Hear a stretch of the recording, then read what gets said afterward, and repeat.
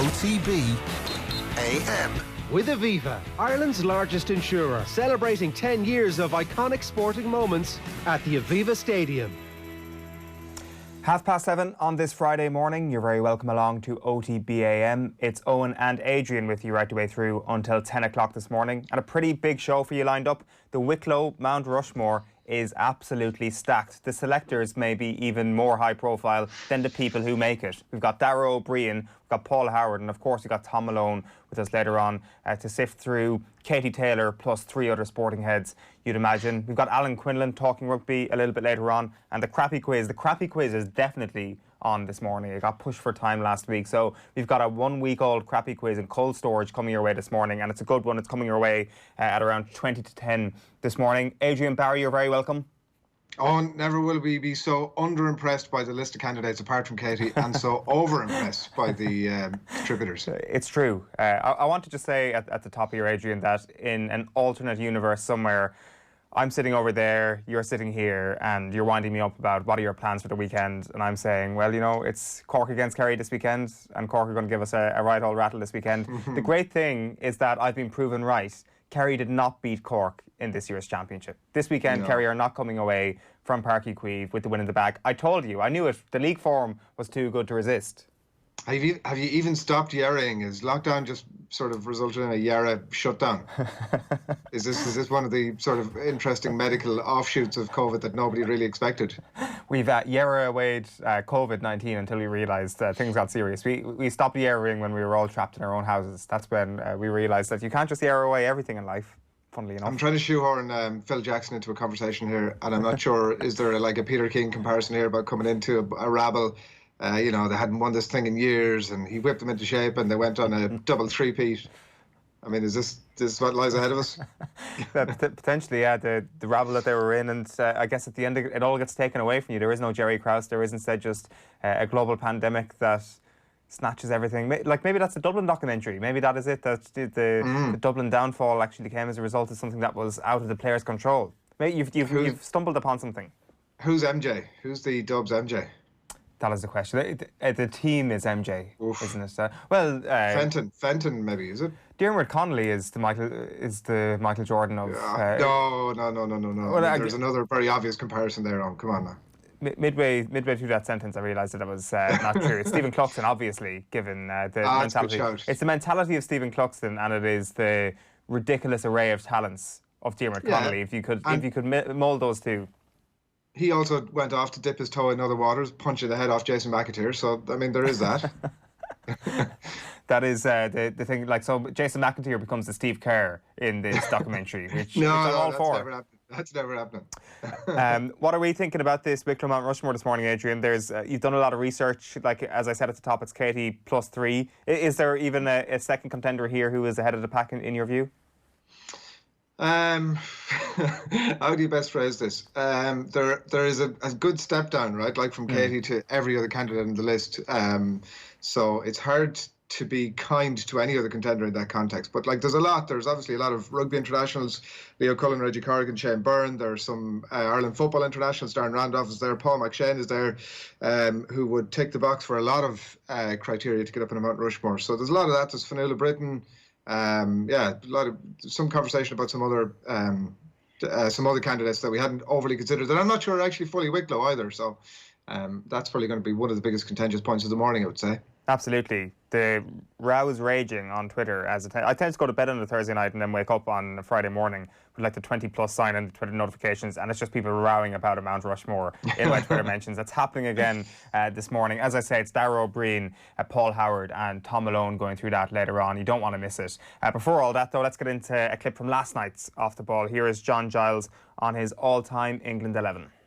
So far, we have Gordon Banks in goals, a back three of three centre-halves of John Terry, Bobby Moore and Norman Hunter. It's a four-man midfield. We picked two of them so far, Paul Scholes and Johnny Haynes. And John, we'll continue through this with another one of your midfield shortlists. Again, well, I think probably a straightforward decision, but some of the players missing out. Incredible talent. Stephen Gerrard, Chris Waddle, Frank Lampard, Bobby Charlton, Trevor Booking, Ian Callaghan. Who are you going with? Oh, anybody's ever heard me speak now with his name, it has to be Bobby Charlton. Poor old Stephen Gerrard. Once he knew he was in that shortlist, he knew he wasn't getting selected. No. No, well, I'll talk about Gerrard, I think, and Lampard were two terrific players, Nathan. But I never regarded them as midfield players. I thought they were strikers, both of them, coming from midfield. Absolutely brilliant at what they did, but they wouldn't dictate a game because there's an old saying in football, you know, you have to have a beginning to get the end. Like they were always known, they were great at getting at the end of things. But they weren't good at initiating it, and I think that's why when they played for England, Lampard, and they weren't successful, because you have to have a beginning to have an end, and they couldn't get the beginning between them. They could get the end, but if you don't have a beginning, again, I'm repeating myself, you don't have an end. So they were hugely valuable players at club level, where they scored spectacular goals. They were absolutely unbelievable between the two of them. But I never really regarded them as midfield players in the Scholes way or the Bobby Charlton way or the Johnny Haynes way. So Bobby Charlton did that and scored goals. Well, that's what I was going to ask, because you look at Bobby Charlton's goal-scoring record, so almost 250 goals for Manchester United, and obviously for decades he was England's all-time scorer with 49 goals. So if you hadn't seen much of Bobby Charlton, you would assume he was almost a Gerrard Lampard type player, that he was always making those bursting runs from midfield. Yeah. No, Bobby could just do it on his own then. He's the best player I ever played with, or the best player I ever played against. Wasn't the most enjoyable player to play with now, I must say. Because Bobby he wasn't a great thinker in the game, in my opinion. And I played with him for a couple of seasons in Manchester United. I was inside right, he was inside left. And I don't ever remember really having a discussion with him about football. Right. He just did it instinctively. How did he do it? I don't know how he did it. Well, I do. He was blessed in that he was quick, he had great control. He had a great shot in both feet and have a go from goals from 40 yards out with either foot. It's not bad. It's not bad. So could you learn much from him? I never really spoke to him about football, Nathan. Never. And I think he was a lad that played instinctively, totally instinctively. And I don't mean to be disrespectful to him. I don't think he had a great knowledge of the game. Yeah. You know, like when I played with him, first of all, again, when it was the old inside right, I was inside right, Bobby was inside left. And when I was at Old Trafford first, you were told, when it passes on, let it go simple, or let it go quick. Now, I was in a position playing with Bobby, and a good position, and it should have gone, in my opinion, simple and quick. But 9 times out of 10, you wouldn't get it, right? But just when you're about to say, for sake, Bobby, he's gone past 3 or 4 players on his own, Nathan. Yeah. And threatened to go for 40 or 50. In other words, he could do it. He did. Like when I played with Brayman, for example, at least, we needed each other to pass it to each other to get up around the box. Bobby didn't need anybody. He just did it on his own. He could dribble. He was quick. He was a shot in both feet. But I never really spoke to him about the game. Yeah. Your last midfielder then, your shortlist was David Beckham, John Barnes, Brian Robson, Martin Peters, George Eastham. Who have you gone with? I've gone with Brian Robson. I know you were desperate to get him in the team. Yeah, one way Brian or another. Robson was terrific. I played with him at West Brom when he was only the only young fella coming into the team. I thought his attitude was terrific on the pitch, and winning the ball which was one of his great things. It sounds very simple. The only thing he could see was the ball when he was challenging for it. Do you know what I mean? No matter what people threw their leg over or did this or throw it dummy on, he could see the ball. I think he was the best ball winner I ever played with. And actually, I think his best position actually was in the middle of the back four. I think he could have played there in his sleep. Right. But for winning the ball, like when I was at West Brom, we played in one match. I think we were playing Ipswich, who were going for the title, the top team. I think we beat them 4-0 at West Brom. And he scored 3 of the goals. He could score goals from midfield, Nathan, and win the ball brilliantly. He was a terrific player, a really terrific player. And brave. He never saw any danger. You know, that's why he got so many injuries in many ways. Like the ball in the air, and he could only see the ball when people were dribbling the ball. He could only see the ball, and he was a great winner of the ball. You'd have him in your side anytime. Him and Roy Keane in that particular role. Yeah, brilliant, absolutely brilliant, great attitude. We better move on to your front three then before we run out of time. So again, you have 3 short lists. First up, Jeff Hurst, Roger Hunt, Trevor Francis, Wayne Rooney, Robbie Fowler and Mick Jones. Who have you gone for? I've gone for Wayne Rooney. Jeff Hurst doesn't make it in. Was Jeff Hurst a great striker? Well, he was very good. I don't think he was a great striker. I think he was a terrific club player, and he definitely got a break which he made the most of in the World Cup. Well, that's what I was thinking. Like, you've Roger Hunt on that list. At that time, Roger Hunt and Jimmy Greaves, I'd imagine, were probably the two-star strikers, yes. Yeah. Jeff Hurst is the one who lives on in legend. Yeah, well, he did well. I mean, he got into the World Cup team and scored goals. I felt sorry for Jimmy Greaves in many ways because Jimmy Greaves had a bit of an injury at the time. But England in the first couple of matches didn't play well. And when the team wasn't playing well, Jimmy could appear to be out of it, which he was. But he was only out of it for 2 or 3 matches in a 10-year spell. He was back in the team again. But to be fair to Jeff Hurst, he took his chance. He was a very, very good player. Very good player. He wouldn't be in the same class overall as Jimmy Greaves, in my opinion, Nathan. But to be fair to him, he scored the goals in the World Cup when he came on. He was a very, very good club player for West Ham. Actually, when I saw Jeff Hurst playing first, it was in a tournament in Switzerland, a youth tournament, and he played left half. Right. Yeah, and he was converted to, and made a good job of it. He wasn't quick, Jeff, but his positional sense was good. He held the ball up well, scored his fair share of goals. But definitely got a good break and made the most for it in the World Cup in '66, where Greaves got injured and missed 4 or 5 matches in the space of 10 years. He was totally unlucky. But Jeff made the most of it. So Wayne Rooney is in. I think we've spoken about him a bit when he didn't make the Manchester United 11, funnily enough, but he is in this 11. Your second shortlist then is Gary Lineker, Peter Beardsley, Kevin Keegan, Franny Lee, Peter Osgood and Terry Payne. Yeah. I've gone for Kevin Keegan. Right, ahead of Lineker. Yes, ahead of most people. Okay. I think Keegan was a great player. And I don't use the word great easily, Nathan. When he came from... He transformed Liverpool. Liverpool from 1966 didn't win another trophy until 1973. They bought Kevin Keegan from Scunthorpe, I think, and everybody looked at him for 35 grand. And that was at the end of the 71 season, and he got in the team then. And he was a star by Christmas of '72, Nathan. He was unbelievable. He transformed Liverpool. He got Liverpool back. Liverpool didn't win a trophy for 6 seasons. He was a major force in getting Liverpool back into winning ways. And what was it? What was it he did that got them back? Well, he was quick, he was brave, and he had unbelievable confidence in himself, Nathan. Like, far more confidence above his ability. Okay. Honest as cocky? the day. Sorry? Was he cocky? Arrogant? No, he wasn't cocky, no. I think he was quite a modest lad in many ways. He just had his confidence on the pitch to do what, and honest as the day is long.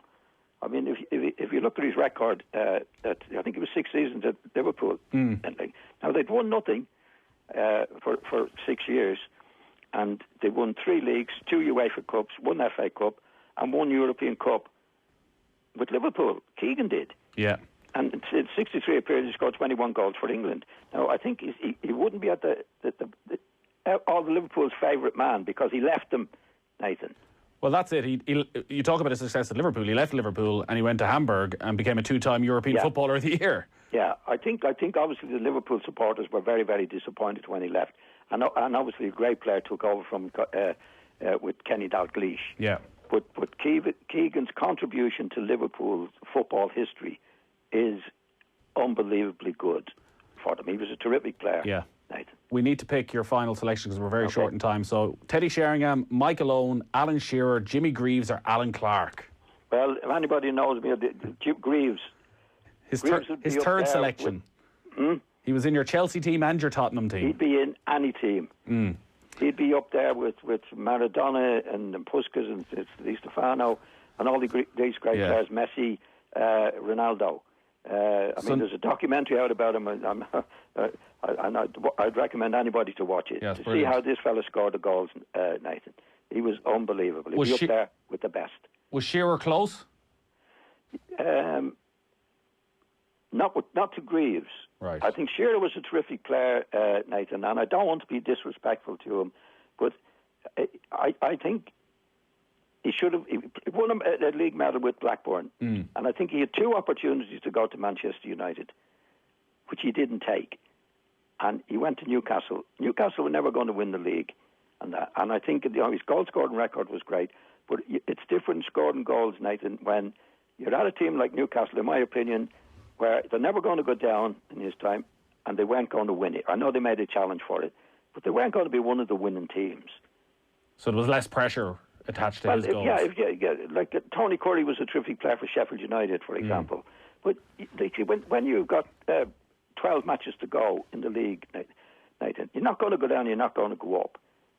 You can play exhibition stuff. Yeah. Now, I'm not saying Keegan. I thought Shearer was a terrific player, but I'd always be disappointed that he didn't challenge the best, in my opinion, to go to Manchester United.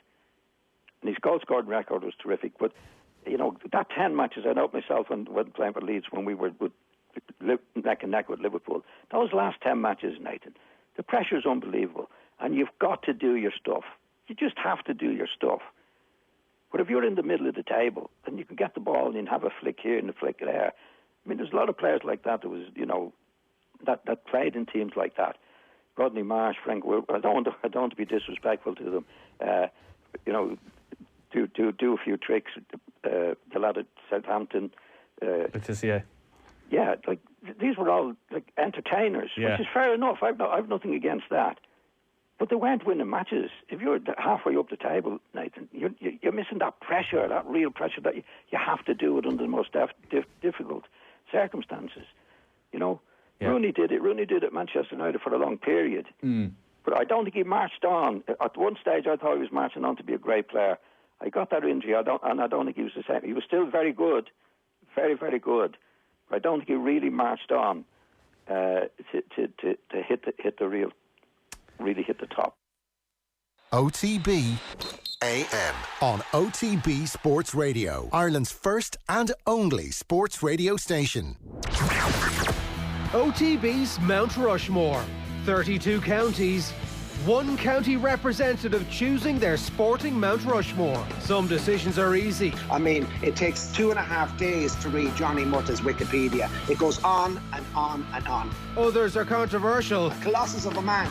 But should he go up on the side of a mountain? No, Tommy, no. I cannot have Graham Geraghty. Join the debate across all our social channels at Off the Ball. It's very, very special, believe me. You can say it's grand. It's not grand if you're not on it, though. Unfortunately, inside me, that's ultra competitive and I need to be there.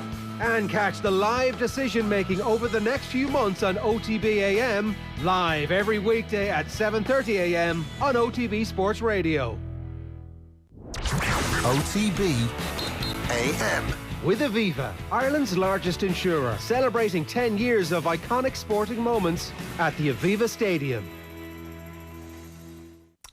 7:48 on this Friday morning. You're watching OTB AM. That full John Giles piece available across the OTB social channels, youtube.com/off the ball if you want to watch him in all his glory. He was picking his best ever England 11 last night with Nathan. Still to come this morning on OTB AM, we've got the sports pages. There's a crappy quiz, and Alan Quinlan is joining us later on as well. He'll be chatting about transfers between the provinces in Ireland. But first, we are delighted to say that yesterday afternoon we caught up with Dara Ó Briain to set the tone for this morning's Mt Rushmore, and we're talking about the great county of Wicklow. I'm not worried about it. I can stand over this. Cora Staunton, Lee McHale, Kevin Kilban and Kieran MacDonald. OTB AM's Mt Rushmore. All right, we're moving our Mt Rushmore over to the Garden County. It's moving on to Wicklow. We've our judging panel of Paul Howard and Thom Malone going through the ringer a little bit later on with their 4 selections. But to set the tone for the day, and it's been controversial, plenty of controversial days so far, comedian, broadcaster, physicist, Wicklow County minor. Yep. Mr. Profile says he's infamous Britlicker for one day only. Dara Ó Briain, the only thing that matters is the Bray stamp on your passport. You're welcome to the show. It's a pleasure to be here, lads. It's a pleasure to be here. And Bray is very much key to what we're doing here. I think that finally Bray can dump the rest of the county because this is a solely Bray-only thing. Is there a tension between... Because these things can't exist. Look, I'm just saying that the Under-16 football championship in 1988 was tense and that there are scars between ourselves and Rathnew that will never heal. And it was also split two ways because you only ever met Arklow right at the very end.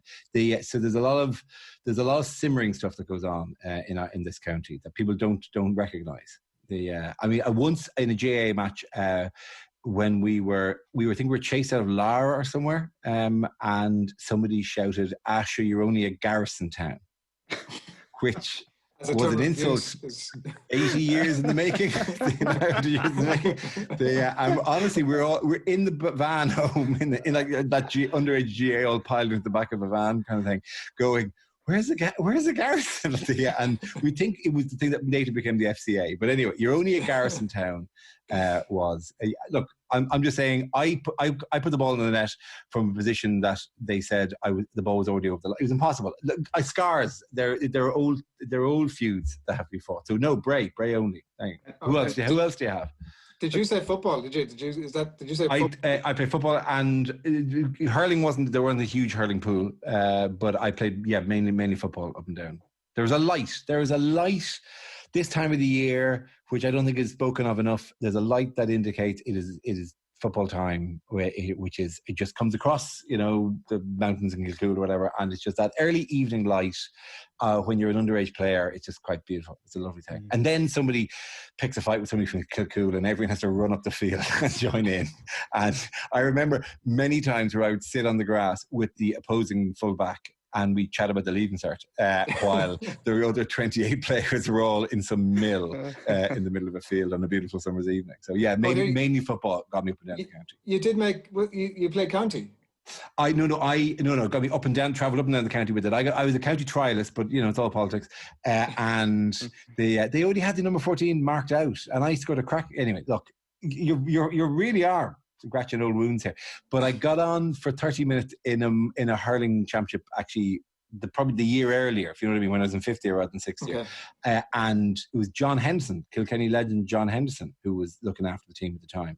And we played a game against Meath, and I was put on for the first half, and I was then yanked at half time. There was a lot of leaving cert chat. Is that what you were saying? Well, you know what I mean? Like I'd stuff, mocks coming up. Who knows? In fact, it was a year before the leaving cert. I was free as a bird, but I had other things. My head was elsewhere. I was a young man. I was probably in love or something. So I admire Connell's focus in that situation. But it was. You think these things sitting here, and you very rarely get a chance to sort it out. But 30 years later, I met John Henderson in a pub in Bray, because he lives in Bray now, and he was introduced to me again. And I said, "Oh no, I know John Henderson." And then I told him how he had started and ended my minor county career, and it remains a kind of a joke between myself and John Henderson, in as much as he goes, "Oh, that time," and he's not totally sure how angry I am about it, but he's going to go, "Oh, ho, ho, ho, ho," and I'm there. So that was my intercounty. All it means is that I can claim to have played minor at an intercounty level, and no one can ever take that away from me. Can I just ask, when a town like Rathnew is referring to you as a garrison town, what sort of rich culture are they sitting on that allows them to point fingers at a garrison town? Listen, who knows where 1798 started? Who knows where those pikes were sharpened? So Rathnew may have a brave revolutionary history that Bray, as a Vichy town, was not a part of. So I wouldn't question him on that, whatever. But if it was question was asked of them again, I'm sure Rathnew would be there for Ireland. We better get stuck into the purpose of the business here. Yes, the Wicklow Mt Rushmore. I'm just setting the context of I will be incredibly dismissive of anyone who's not from Bray. Because Bray was it was a cauldron. It was the crucible of sport in Wicklow. Yeah, your credentials and your biases are both set and welcome, Dara. Good. We're setting those out from the outside. Katie is obviously the one that's an absolute non-negotiable. It's sort of look. That's the card. That's the massive card you play in this situation. There's very little. It's like it's the ace in the hole. You just slam on the table, whatever. I don't know. Although I don't think that works as a card playing metaphor. But it is the thing. If anything, let's hold that back and run through all the people who would themselves have to go. Yeah, Katie. Yeah. The floor is yours. Darren Randolph, seeing him pop up in, at the Emirates and going, he's from Bray. That was a very nice thing about Darren. So I'm very fond of Darren as well. Darren makes the list, and then I'll include Laura Whitmore as well. What the hell? So essentially your Rushmore is Darren Randolph, Katie Taylor, Laura Whitmore, and me. That's it. Who else did you have in mind? Nobody's arguing with this. I mean, I think this is probably the end of the conversation. It is. How do we word this sort of correctly? It's Katie's obviously the serious exception to it. Darren Randolph, as you mentioned, I wasn't even aware that he was from Wicklow. There's a little bit of a fall off after that, is what I would suggest. It's not the most populated county. It had other things on its mind. It's never been a force at an inter-county level. Even the one time that Bray won in All Ireland, they did it for Dublin in 1902. And then I don't think we've come close to winning a Leinster even. There have been the odd thing. Kevin O'Brien of Bolton Glass, he would be probably regarded as our best ever Gaelic football player, and made an All-Star mid-80s, late 80s, ran the legendary Bolton Glass team that went to the... Did they win the All-Ireland Club Championships, or did they just get to the final of the All-Ireland Club Championships? But there was at that point there was a great generation there, and Kevin O'Brien was our number 11 in the All-Star team in one of those years, which was a surprise to all of us. Well done, Kevin. But there is, I mean, then you're into the random celebrating of what we get in the way that Ireland generally. This is the joy about Ireland is, occasionally on an Olympic level, we randomly get somebody who pops up through some genetic fluke, and then we get a medal out of it, and that's great. So Wicklow plays that role within the country as well, of being a small population that occasionally a spike occurs. Right? You have a list. I know you have a list. Tell me the list is. There's a list. So actually, one of the things that I wanted to come to you on, and funny you should mention the Garrison Town aspect of it, the rugby potentials that have been up for discussion. Jamie Heaslip in Kildare, you would have thought was an absolute shoe-in, didn't make the cut. Right. Shane Horgan in Bees, again, you would have thought should have been up there, didn't make the cut. And it's, I think, possibly representative of a tension between Ireland and the game of rugby specifically. But I mean, Wicklow has been to the fore with some big players have moved on to coaching. Obviously, Leo Cullen in the mix, Reggie Corrigan's in the mix, and Shane Byrne, who Leinster, Ireland, and Lions as well. So some big names there. I don't know if you've a leaning towards one of those over the other. I don't. Leo possibly. Actually, no. To be honest, no. Look, it's not my game. To a huge extent, sorry, it's not. It's always. I've always had a weird blind spot about rugby. Yeah, but you're not alone, is the point, right? Yeah, there's that bit of a tension between Ireland and rugby, I think. Look, I also, and I don't know if it's ridiculously holding on to this, but there's rugby schools versus other schools and all that kind of stuff. Like if you're in that corridor, as I was, that. It was a different game from a different class or different group of people entirely. It was played within a certain number of schools in the Dart, and I wasn't on one of those schools in the Dart. I was on a different school in the Dart. I was in the only all-Irish GAA playing school in South Dublin, and I remember going back to our old school and I said, it was like that cartoon at the start of Asterix, where there's a picture of a corner of France where it's Roman encampment, and then the Gaul village in the middle of them all. The school Clochon was this strange outlier, GAA outlier in the middle of that area. So that, I think, has coloured my views slightly. I've met loads of those lads, and they're really nice guys, and they're lovely, and I thrill for our success. But equally, I can't claim to be any scientist about it or have any knowledge on it. And I think there is an element am I wrong to say this? And I don't mean to do down the game in any way. People get very defensive about it, whatever. That its success is still built on a relatively small population, or in comparison to if the football team suddenly, if the soccer team suddenly did really, really well, I think it would the rugby team would. So you'd see a more accurate representation. But because it's doing so well, and we're all really happy to enjoy the success, I think it's still based on, if it came to a vote like this, I think you'd still find the core supporters for other sports. Yeah, it's difficult. It's been too easy for the selection panels from those counties to dismiss the rugby players and for most counties, because it doesn't carry the same weight as football. It's just football's so pervasive, and rugby is not. There are some other contenders. One of them that really jumps out for me was not a story that I was aware of at all. There's a guy called Joshua Pym. I don't know if that's a name that rings any bells for you or not. This is a guy it's very much back in the day, but he's a Wimbledon champion. He won this is all Wikipedia stuff now, and Paul and Thom are going to paint some actual detail on it later on.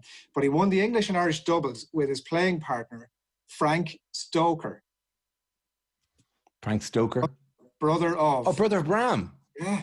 Wow. That really was a small pool, wasn't it? I mean, and how far back are we going? Are we back when it was this? Yeah, this is a smaller, where real tennis is probably still the big game in town. Like he was an amateur, I think. He was an amateur. There was a story of him. He got to the Wimbledon final in 1891, got knocked out in the challenge round in 1892. Now, was playing with, this leaves Michael Jordan's sort of food poisoning in the halfpenny place here. Yeah. He was playing typhoid that year, so you know.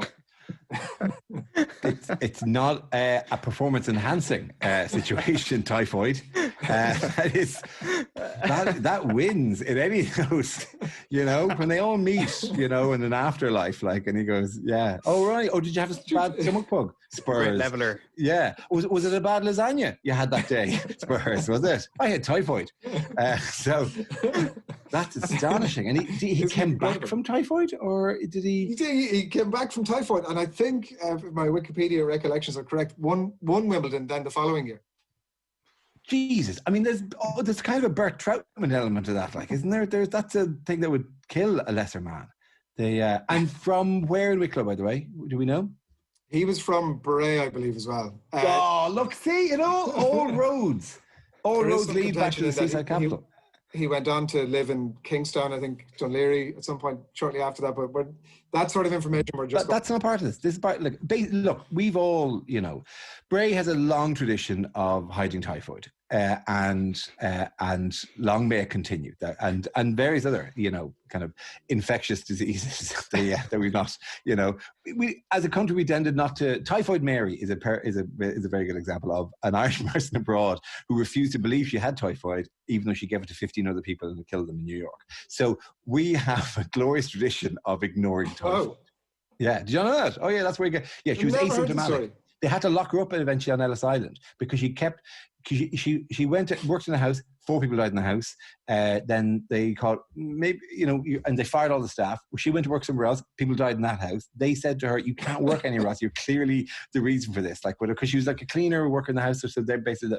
And so she went under an assumed name, worked in another house. 4 more people died in that house. I don't know, the numbers are the 3s and 4s and 5s anyway. And eventually, she lived out her life in Ellis Island, or in a sanatorium, I think, on Ellis Island, refusing to believe that she had anything. She couldn't get the concept of asymptomatic carrying of the disease.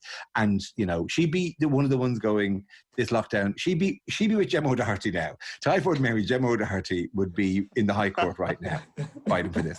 So she was very much the original John Waters in this situation. So yeah, Typhoid, she won from Mayo, who worked as a cleaner in New York and whenever that was, yeah. She obviously hadn't got the moniker before she's... No, she didn't arrive. She didn't, in interviews, she didn't go, "I'm Mary, but most of my friends call me Typhoid Mary. Don't ask why." And but I'm available to work. Like, yeah. Just email me at Typhoid Mary at Ellis Island Sanatorium. I'm available for hours. Is this going off the point slightly? Anyway, sorry. Listen, that's what we're here for. Okay, Grant. Well, I accept that Jonathan Pym. Joshua Pym can now knock either me or Laura Whitmore off the Mount Rushmore, just leaving the other two on. And maybe one space for a rugby player. Maybe, we just get their faces and do kind of a mash thing where we make one player, one face that represents them all. And that would be... Reggie Cargan was in bars in... It's always weird, like, when there's people you knew you'd heard of in school, and Cargan we'd heard of in school. In fact, Cargan, played for Emmett. I think I played GA with Cargan a couple of times. Right. Oh wait, no, hang on, yeah, because he's from Bray. So Cargan's on the mountain. The Bray Mountain is taken. Yeah. Cargan played as far as I've met him, and we played GA together, myself and Cargan. So in the day that people would get dragged onto teams, and play, and we'd have the Pres lads would play for a while until they had to go and they play their rugby. There was a huge thing about who's available at different times of the year. You know, and should we be loyal to the players who only played Gaelic football? And that presumably happens in every club where there's loads of sports. Clearly, he must have been a memorable player then. Well, do you know, it didn't happen that often. I think he was a couple of years older, or I think a couple of years older than me. So so it was like I may have been at the base of a squad of the under-21s when he was playing or something like that, as far as I remember. Yeah, but I know he wasn't part of the year that went through. I think he was a couple of years older than my year of rugby playing dilettantes who occasionally picked up the round ball during the summer to keep themselves fit. Never had typhoid though. Like, this is quite something that is elevating Joshua Pym to a whole new level here in terms of... It is, okay, for the typhoid, he overtakes Darren Randolph, who as yet has not contracted any kind of, like, well, who knows? Jesus Christ, let's not say that. Let's not say anything just in case, you know. But anyway, so yeah, okay, Grant, I'll put him above that. Who else have we got? That's the cyclist, wasn't there a cyclist? Legendary cyclist. Was he from Bray? In the oh my God, what's his name? Not I mean, this is sort of the information you would think we would have at hand. Not Shea Elliott. It was Shea Elliott from Bray. I'm just Wikipedia here as we chat, and he cycled with the Bray Wheelers. This is Bray Wheelers, yeah. So Shea Elliott was our frontier making cyclist, immortalised in the GPO. It is Shea Elliott's body that is used as a model of Cuchulainn in the big statue in the GPO. That's, you know, draped over a rock with a bird pecking at his eyes. That's Shea Elliott. Yeah. Is that true? Yeah. There was a guy. There was a French sculptor who moved to Bray during the war. Possibly interesting war thing about him, but we'll let that lie for now. But he was living in. He would cycle around in a beret, and I would notice my father go, "Oh, that's the French sculptor," and he did the statue, as far as I know, and it's Shea Elliott's body. If this is not true, this is great, because I've really fleshed the story out. But as far as I know, because he needed a warrior. He needed if you can imagine Bray in the 1950s, who you would sculpt to be like a model. Well, you'll pick the guy who cycles internationally. So Shea Elliott, although that figure, it's like modern day cyclists have that weird kind of elongated limbs, kind of a strange kind of they're so it would look weird now if you did it with Froome. It would be very weird. There'd be nothing in it anyway. There would be taken away with the wind. Exactly, yeah. And so you go, Jesus, Cuchulainn wasn't a big lad. He was long. Was Cuchulainn taking something? he was now. There's so many questions. Yeah, but the different generation. Obviously, we're not saying that about Froome, but also you would have gone Cuchulainn, excellent set of levers on him. I mean, really had long-limbed Cuchulainn. Strode across the fields to fight for Maeve's bull. But it was as far as it was Shea is immortalised in the GPO. So yeah, there's him as well. He's Crumlin apparently. The Wikipedia stuff. Crumlin apparently. Don't care. Time in Naas, but definitely rode for Bray Wheelers. 100%. Yeah, look, Bray is the gateway to mountainous cycling. So it's a perfect way to launch yourself into the hills. Two things to wrap up on, and one of them is that where would the Wicklow front slip there, Mount Rushmore, actually go? Where would we be sculpting this thing? Brayhead, obviously in Brayhead.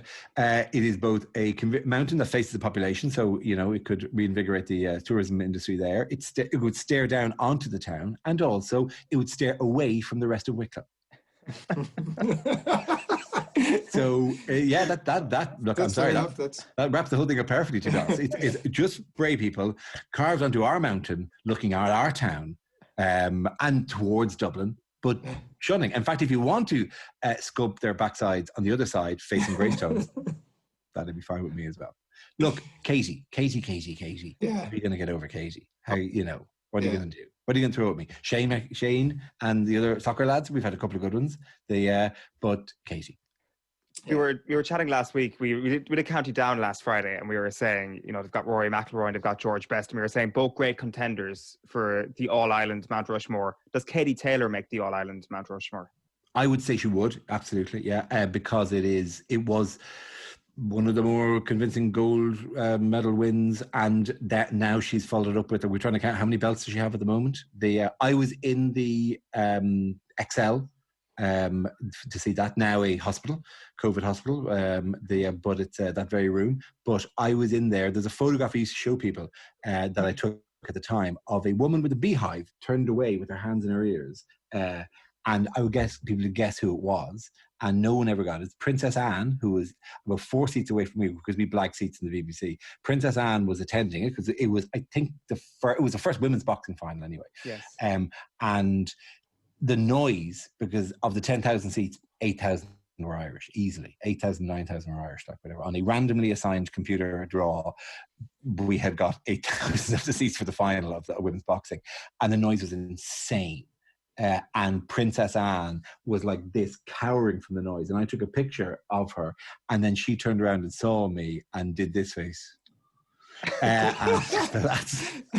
that was my interaction with Princess Anne. What was your interpretation of? I did a bit of a thing back at her, like whatever. There was no place we could do chit chat, but we both. I know, got the noise. I know. So that was my interaction with her, and then. Okay, and also because we had no idea how she was doing as well. It's a confusing sport thing with this, so there was a lot of fretting in the room at the time. There was a point because the BBC were covering us, and normally it was supposed to be just us going, "Oh my God," myself and Ed Byrne, "Oh, this is terrible." We'd have a little microphone. The microphones couldn't pick anything up, so they had to give us those 1950s microphones that had a metal lip on them. The lip mic, yeah. Hold up like that, right?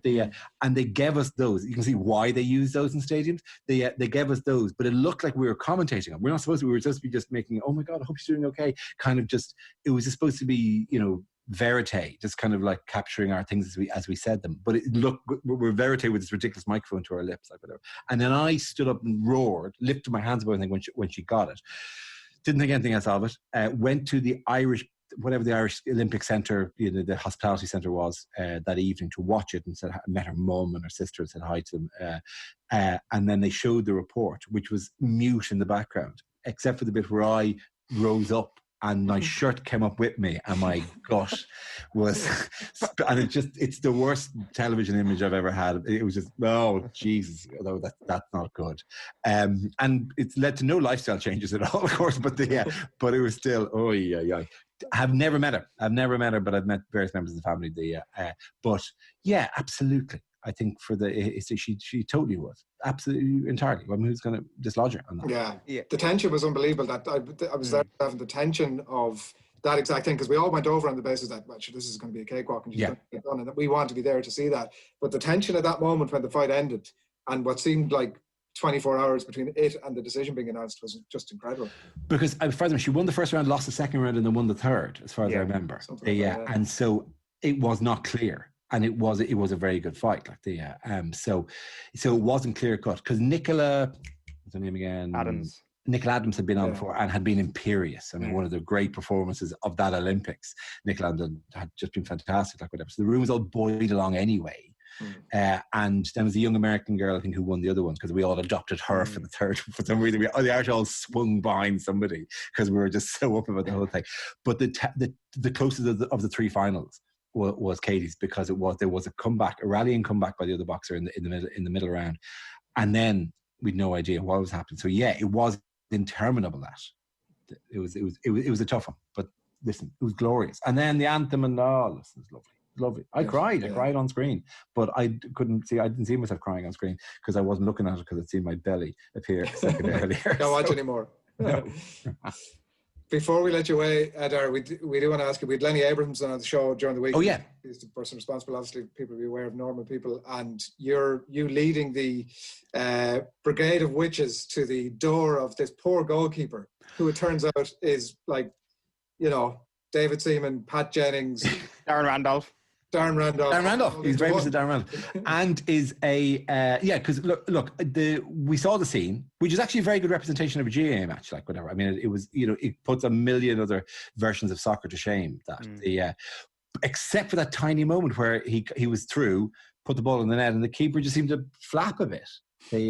And it was, I thought, and I think it was, I did this independently, and then found loads of other people had done this as well, going, that's a bit weird. It was all normal, and then it seemed like, and it was Malachy Clerkin then of the Irish Times had noticed, going, I think it has a smell of a lad being told to not make too much of an effort there, and then your man and Lenny came on and said, yeah, that's absolutely what we have to do, because he made a miracle save and we had a word in his ear, and then got him released the footage, because it became such a thing. Released the footage of the save, which is a brilliant save.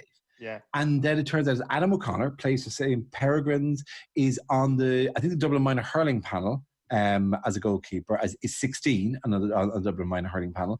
And I've had a conversation with them, Osgailge, over Twitter about this, because they also did some thing where they're knocking the ball against the wall for Pieta House, whatever. So we're having a chat about that and complimenting on him on this.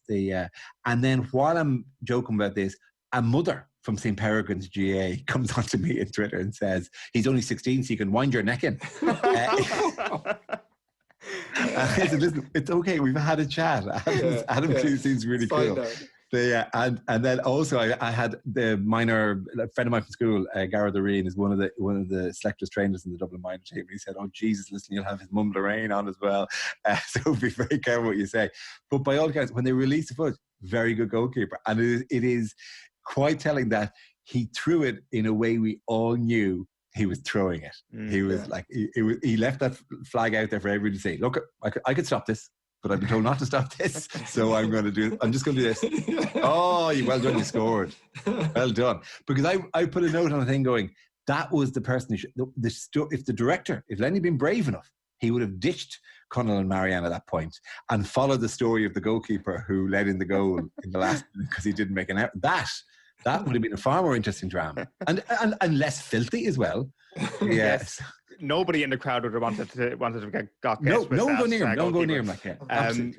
I do admire you tweeting him in Irish on Twitter. It's like when you're abroad and you're speaking to Irish when you're in Irish when you're in Spain, so that no one of the locals actually recognise what you're saying. Is that what this is on Twitter? It's like none of my British followers would be able to recognise the thing I'm saying to this goalkeeper. Honestly, it was more kind of mental fact, because I saw he responded in English, but he on a separate thing had tweeted something on Skylega, and then I had this thing of going, oh listen, he's probably Clochon. He's probably one of our generation. I don't think he is actually. I never around to ask him, so I just habitually sent him a thing in Irish, and then away we went for a few tweets about it all. I was congratulating them. They made whatever number of grand for Pieta House, so well done the lads of all the Dublin hurling panels. Banged 10,000 shitters against a wall to make money for Pieta House. So so we had a bit of a chat about that because I was wishing him well. But no, it was just he'd responded to Skylega, so what the hell, we did it. And then for some reason, I think somebody who was a comedian called Ivo Graham, who's a Swindon City obsessive and so got involved. And I said, oh, I had a chat with him, forgetting that the entire conversation was in Irish, and Ivo Graham from Swindon was not going to enjoy any of it. So I directed him to this conversation. Oh, you should look at that, and you should try Google Translate, and maybe you'll find out what we said. Dara, you've been absolutely brilliant with your time. You've done exactly what we asked you to do. You've set up the I was going to say Bray conversation, the Wicklow conversation. See what I've done there? I've made it about Bray. That's what Bray does. We're coming back at some point to talk about that Ronaldo statue over your shoulder there, so we'll do that another time. I'm more of a messy man as well, unfortunately. It's got to be that you think that's Ronaldo. Yeah, it's not. It's something else. Delight. Good. Cheers, thanks, Millie. Dara. It's an absolute pleasure. Brilliant with your time. Thanks a lot. OTB AM's Mt Rushmore. Gone on a bit of a wormhole here, Adrian. Typhoid Mary provides great Wikipedia wormhole opportunities here. So Typhoid Mary will not be up for discussion in the Wicklow Mt Rushmore. I don't know why I automatically associated those two things, but Mary Malone is actually a Tyrone-born woman, Cookstown. So we'll see if she'll actually come up in the Tyrone Mt Rushmore.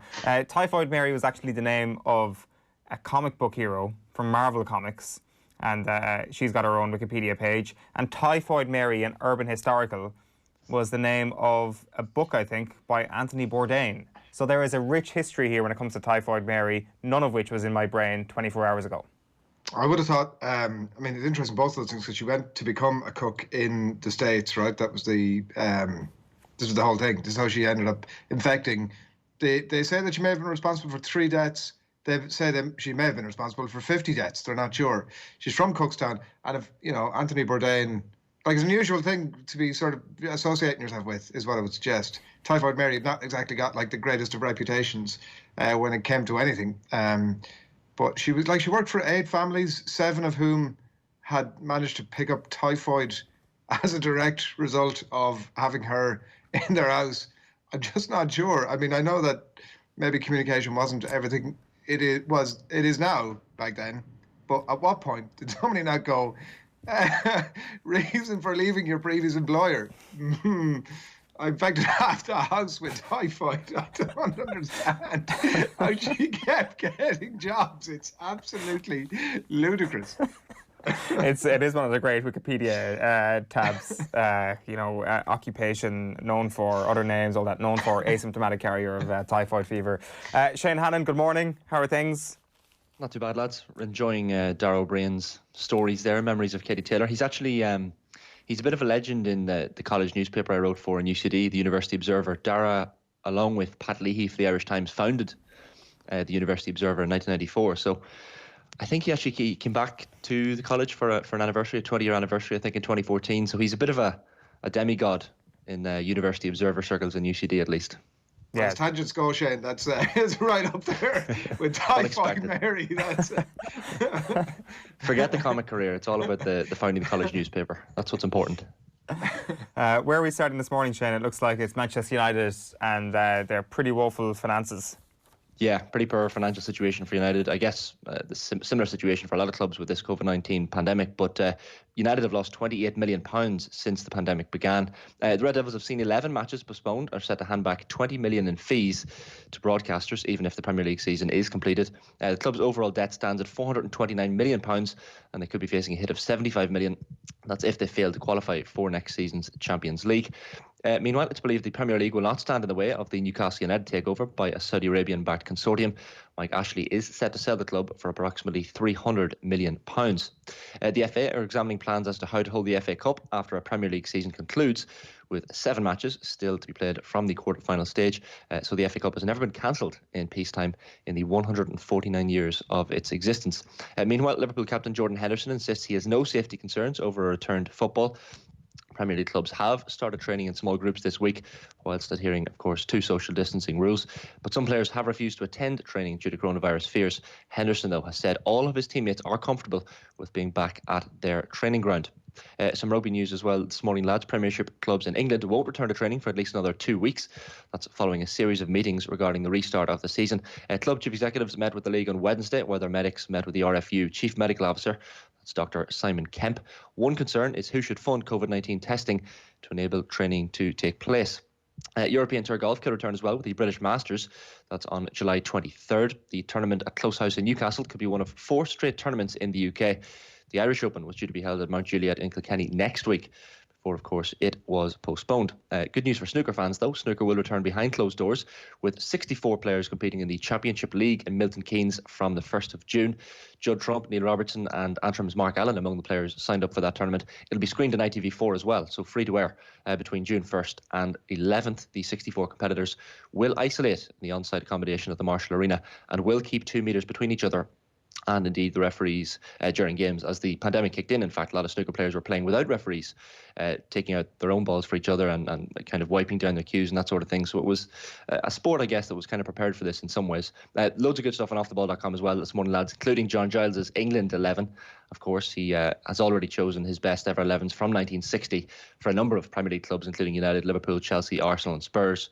He's picked his Irish team as well, but last night he went to England. No Gary Lineker, interestingly, but you can see that full piece up on offtheball.com. Good stuff, Shane. Thanks for that. Indeed, offtheball.com is where you can go to get that full piece, and the full piece available on your football podcast or on YouTube as well. Let's tell you what's coming up over the next hour and a half or so on OTB AM this morning. We're going to be getting into the sports pages in just a moment. Plenty happening there. Aviva and the final of football's greatest moment at the Aviva Stadium coming up at around 9:15. At 9:10 then, Alan Quinlan will be chatting to us about Interpro transfers, and Michael Cheika's fairly explosive comments about the future of rugby union in Australia yesterday. That was on Keith Wood's State of the Union, worth checking out. Mount Rushmore continues. Wicklow coming up later. Paul Howard and Thom Malone will be putting a little bit more shape to the journey that Dara Ó Briain has sent us on this morning, and the crappy quiz is back at 20 to 10. Before all that, it is time for the sports pages. OTB AM. Let's start with offtheball.com, and as Shane Hannon has mentioned, John Giles' all-time England 11, the bigger the matches, the better he played. That is in relation to Bobby Moore, who made his team yesterday, talking about how he wasn't the most skillful, didn't have the Beckenbauer ability to step into midfield, but absolutely capable of stepping up to the big moments and unbelievably dependable in his back three. Steven Gerrard is the most under-pressure manager in Europe, all firm analysis. Shearer didn't challenge himself against the best. That is more from John Giles, fairly hard-hitting stuff from Alan Shearer there. Pat Lam put a stroke through my name. John Muldoon was on with Nathan last night, chatting about a fairly rocky start to his relationship with Pat Lam at Connacht, or at least a rocky start to how Pat Lam viewed him. And Rooney is the first out there and the last in. Shay Given on Derby. And I think over the last little while, between his Sunday Times column and people chatting about Wayne Rooney and what he's doing as a workhorse in the training ground, things have actually gone pretty well for him, and certainly a view of Wayne Rooney is developing out there that he does have a pretty good future when it comes to coaching and as a thinker in the game. Yeah, the Irish Independent this morning, James Ducker writes about the story that features in a lot of the back pages today, that Manchester United could be staring down the barrel of a £75 million loss if they don't, or I suppose in the context of what's going on at the minute, aren't allowed to qualify for the Champions League. Revenues, we're told, have fallen £30 million already for the first 3 months of 2020. They're giving a 20 million rebate, it seems, to broadcasters, obviously in the absence of any live games, and cancelling a summer tour, interestingly, is worth 12 million quid, that alone. So if you add all of that in together, and no Champions League brings us 75 million quid. In terms of the table, they're 3 points behind Chelsea, who are fourth. And if it's frozen as we sit at the minute, then they'll miss out on a big payday as well, or a few paydays. Jamie Carragher's plan to save the FA Cup is mentioned here briefly. It's at the quarter-final stage as we sit, 7 games to play there. They may be played out in quick succession. It seems like Jamie Carragher has a great plan to save the FA Cup. You can read all about it on page 11, because I dug around this morning to see if I could, of the Telegraph that is, to see if I could find what exactly this master plan was, and it isn't to be found on this side of the water anyway, at least. It may be up there now. And John Cooney wants to get back to rugby ASAP. The Irish Times this morning leads with Sean Moran's piece that clubs remain the focus as GAA considers its next move. Interesting stuff in this. The subheadline is, if coronavirus statistics remain low, it could quicken association's plan to restart. A couple of quotes from a source within the GAA here. If the government are satisfied to make the next 2 dates, June 8th and June 29th, of course, of the roadmap, then all bets are off and we really are up and running. That's a big if, though, and people are underestimating just how big. He talks about the COVID-19 advisory group, how it comes with a few complications, not least in the fact that it's got 14 members. It takes a while to actually set up meetings with 14 members, and then among the material currently being produced by the GAA are 28 different scenarios governing return to play at the most basic club level. So we haven't heard from John Horan since that night on the Sunday game, Adrian, and I think the large view is that people were impressed by him. There was obviously a cautious approach, but at least it was definite. He did, however, say, and for me it was one of the most important things he said on the night, was that this is very malleable. We could push this back if things get worse, but crucially we could almost bring this forward if things are much better than we expected them to be, and if the roadmap is perhaps accelerated. I know there's no suggestion at all that will be the case just yet, but if that were to be the case, and if other sports perhaps get onto the pitch quickly as well, you could see the GAA perhaps rethinking the October when it comes to intercounty, but certainly when it comes to opening up GAA pitches and things like that over the next couple of months, it looks like it could become more of a reality. Yeah, it's like the I think over the early weeks of this entire thing, when we were having discussions about the return of sport, we were using one brush to sort of address all of them. And what's been very obvious over the last number of weeks has been the fact that each sport will have to have its own rules and regulations as they look to return. Like we'll talk about Sarah Keane a little bit as a piece about the Olympics, summer 2021, and she's saying there should be a limit set at that, and if it can't get back by that time, then don't bother with it. I mean, I would be very much of the opposite view. I have to say that I just think that whenever it can get back, whatever the sport may be, then bring it back. We don't need to be confined by the previous parameters of timelines. I don't think anybody will be coming out with their pitchforks against the GAA of, they said October and suddenly we're back in September. I don't think anybody will be holding them to account for that. I think fair play for actually using the information and giving a concrete decision, as concrete as you possibly can be at the moment, as he did 2 weeks ago, or less than 2 weeks ago. Just a couple of other stories from the Irish Times. You got that Manchester United story as well. Their net debt increases by over €140 million club has also withdrawn its previous revenue predictions for the year due to pandemic. A couple of interesting quotes in here. You've got Richard Arnold, the managing director, saying the economic ramifications from this global pandemic will continue to resonate for years to come, but that the club has endured 2 world wars, a global depression, the credit crunch and a previous pandemic. And also McIlroy now realising the power his words carry as world's number one. This is Johnny Waterson writing about Rory McIlroy having a pop at Donald Trump last week, a couple of years after playing golf with Donald Trump. He says McIlroy might stand alone on the wrong side of the US golfing world as arch critic of White House management. The payoff is he may in time find he stands on the right side of history. And then also, Seamus Coleman has been speaking after his return to training, getting a flashback on return to training. Ireland defender has been bringing home his gear to wash after training, so it's making him feel wistful for his days as a young League of Ireland footballer in Ireland.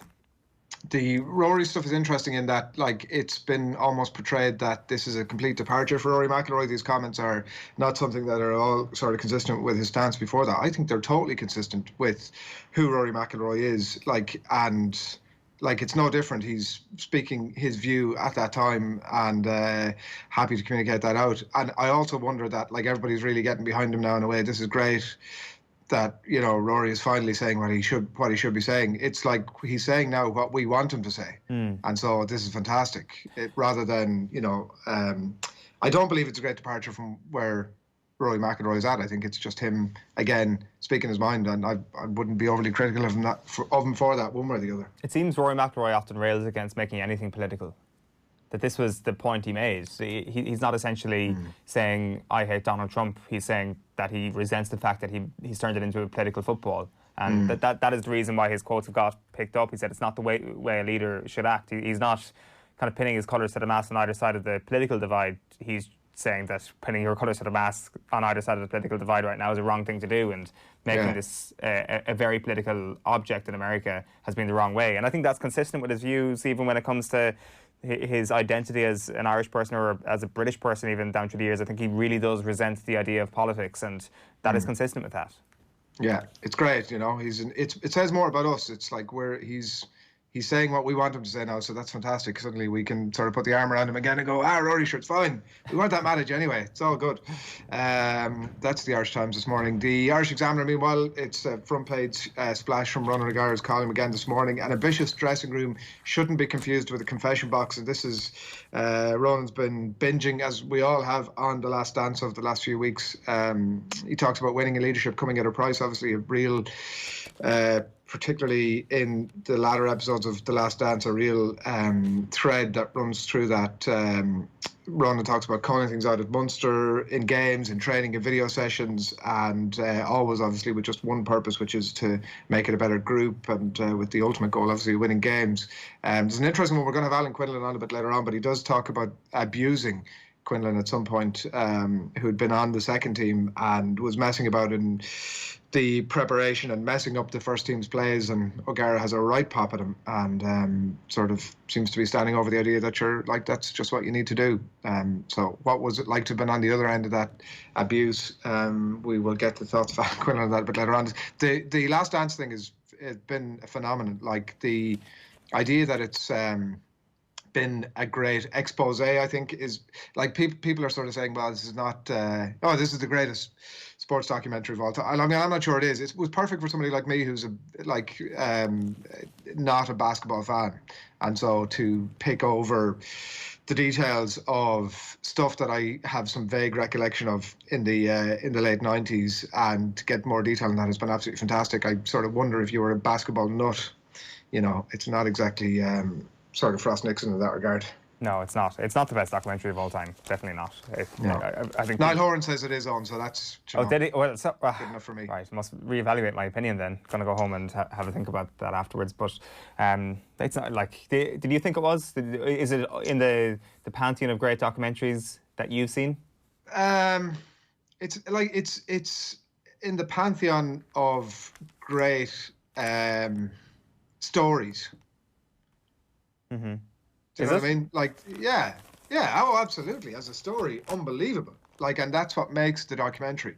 The documentary didn't pick away at any of the scabs and give us this great detail. Like, listen to yourself and Ronan and Kieran and Jarlath over the last few weeks, who know what they're talking about. Like, Jarlath specifically would say, I wanted to get more detail on that season or on that story.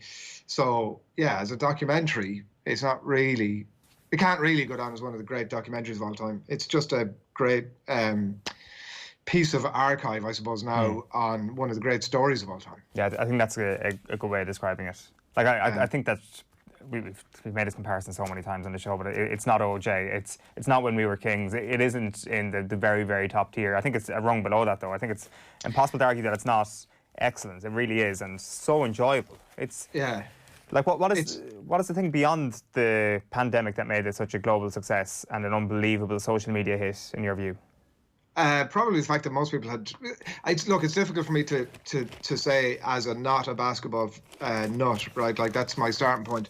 But a reminder of, like, one of the greatest sports people of all time, and like the impact that he had on people who would fill similar iconic roles in the years that followed. You could see traits of loads of them in Michael Jordan, and like the influence that he's had, the number that he wore, and how some of the top sports people over the years afterwards have followed suit, like the influence that he's had on them. Like, I think that it would have been, I'm not sure it's a lockdown phenomenon as much as it is a marking of a piece of time that was just bloody incredible, wasn't it? Like, I mean, there was some of the talk about like new footage and stuff like that. I none of it would have made any difference to me one way or the other, whether it existed or not. Like, I hadn't seen it either way. It's just a brilliant watch. It was drama and it was sport, and it was like you could be absolutely cynical about it. And the one episode followed another in terms of, I saw this guy in the street and he looked at me sideways and he was wearing a Pacers shirt, and that made me want to kill the Pacers type stuff. Was on repeat fairly regularly, but it's just a great watch. Yeah, I think so, and I think as well we found our sweet spot for nostalgia. The 90s is now in the holy moment of being nostalgic. I think at the back page of the Herald is Red Alert: United face losing £75 million as total debt hits £429 million, and Champions League now the main target for Doherty. Wolves currently 5th in the Premier League. Blue Days, meanwhile, says the top of the Herald section here. In our new series, Dublin Stars of the Past picked their favourite game. In today's edition, Andrew Kerrin on Ballyboden's 2016 club semi-final.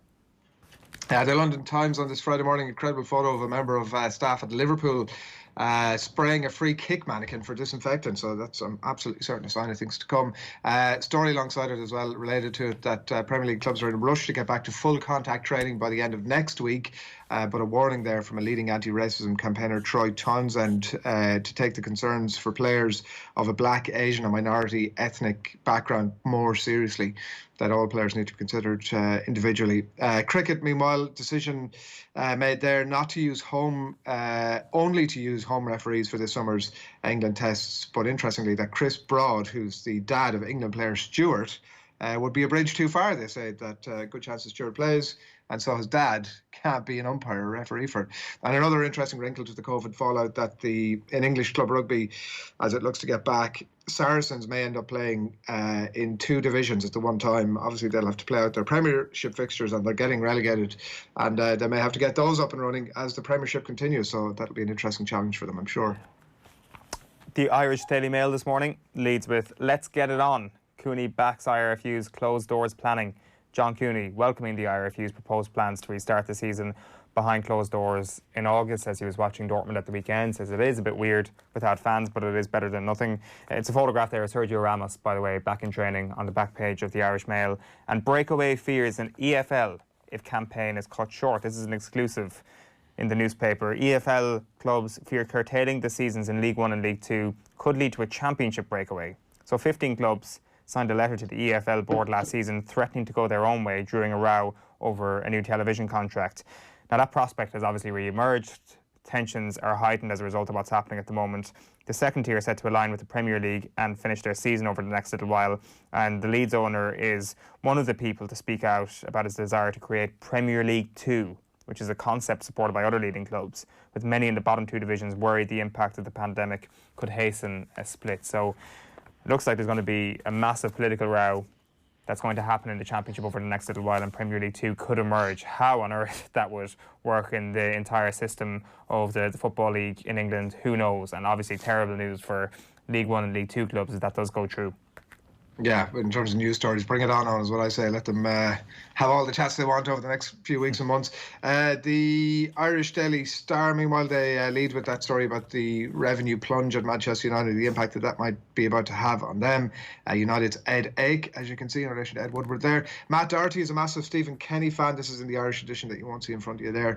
Writes John Fallon, and sure, why wouldn't he be after the relationship maybe that he had with the previous manager? And the promise of all promises, Gerrard 50 greatest hurlers of the last 50 years in the paper today and tomorrow, so that'll be definitely worth a read. The Irish Sun this morning is lost a fortune. Woodward's chilling warning as United debts soar to £430 million and worth a fortune. £300 million takeover gets nod. So this is Newcastle United's £300 million takeover being approved. Amanda Staveley's Saudi-backed consortium to take charge of the St James's Park club, with just a transfer of funds now to be sorted. And also FA look at Baz deal. FA rules ban players from investing in clubs, and they are now examining evidence after Gareth Barry supposedly paid 800 grand for a stake in Swindon 7 years ago. And Seamus says it's nervy. Seamus Coleman reckons it is normal that players will feel nervous about returning to work. The Irish Mirror this morning, Mick Scully writes about Jonathan Sexton's regrets in relation to the New Zealand loss at Rugby World Cup last year. He says that Ireland had been planning to play the All Black sides that they'd beaten in 2017 and 18, and then an altogether different team arrives on the scene. It seems odd that they might not have paid more attention to the more recent New Zealand games, including those at the World Cup, but no, it seems that they were planning to play a slightly different team. And also thoughts from Sexton on the lockdown and how it's in relation to his retirement at some point, that lockdown brings it into clear focus that he doesn't want to retire anytime soon. That I know Ken McManaman had said as well a number of weeks back. And that story I mentioned a bit earlier on, Sarah Keane, who's the Olympic Federation of Ireland president, saying that the Olympics should have one shot to make summer 2021 work, and if that doesn't happen, then just pull the plug. The back page of the Telegraph this morning is battle on to save FA Cup from being cancelled. 7 matches need to be fitted into crowded restart. Club's priority is finishing Premier League campaign. And Adrian, you were looking for Jamie Carragher's FA Cup fix earlier on. It is carried in the Daily Telegraph this morning. I'll just go through it here for you, because I'm sure you've teased everybody with what this might be, and you left them out in the cold. I read the pieces on the back page of the Telegraph, and I read it and I read it and I read it. And, yeah, it was a great piece of writing. Jamie Carragher, my plan to save FA Cup, an 8-day mini World Cup to climax the season. I would love to see the season's FA Cup rescheduled to resemble the final stages of a World Cup, writes Carragher in the Telegraph this morning. All remaining games played after the conclusion of the Premier League. Imagine this. Quarter-finals could be played on the Friday and Saturday after the last Premier League weekend. Midweek semi-finals could then immediately follow, and then the final. The competition concluded in 8 days. It would be a thrilling finale to a season, which in the Premier League at least is all about the top 4 in relegation places, once play resumes. Which is actually a very fair point. That's part of the reason why the FA Cup sometimes gets diminished in its importance, is that there are other priorities. There is a much bigger priority in the Premier League, especially for teams looking to go to Europe or looking to avoid relegation, and that this thing just falls by the wayside. If this is actually organised for after the season, you could have a new precedent where this could be the way of reinvigorating the FA Cup. Don't know how safe it is, but I mean, as a concept, it makes a lot of sense. What's the lack of safety? The well, you're spending more time in people's company over a shorter period of time. I mean, I don't know, maybe the gap of whatever it is, 24, 48 hours makes all the difference, even in terms of the logistics around it, with spending time with your teammates and stuff. I'm not sure, maybe they all just go to the 4 corners afterwards and then reconvene for the match only. But yeah, interesting concept, yeah. Go on.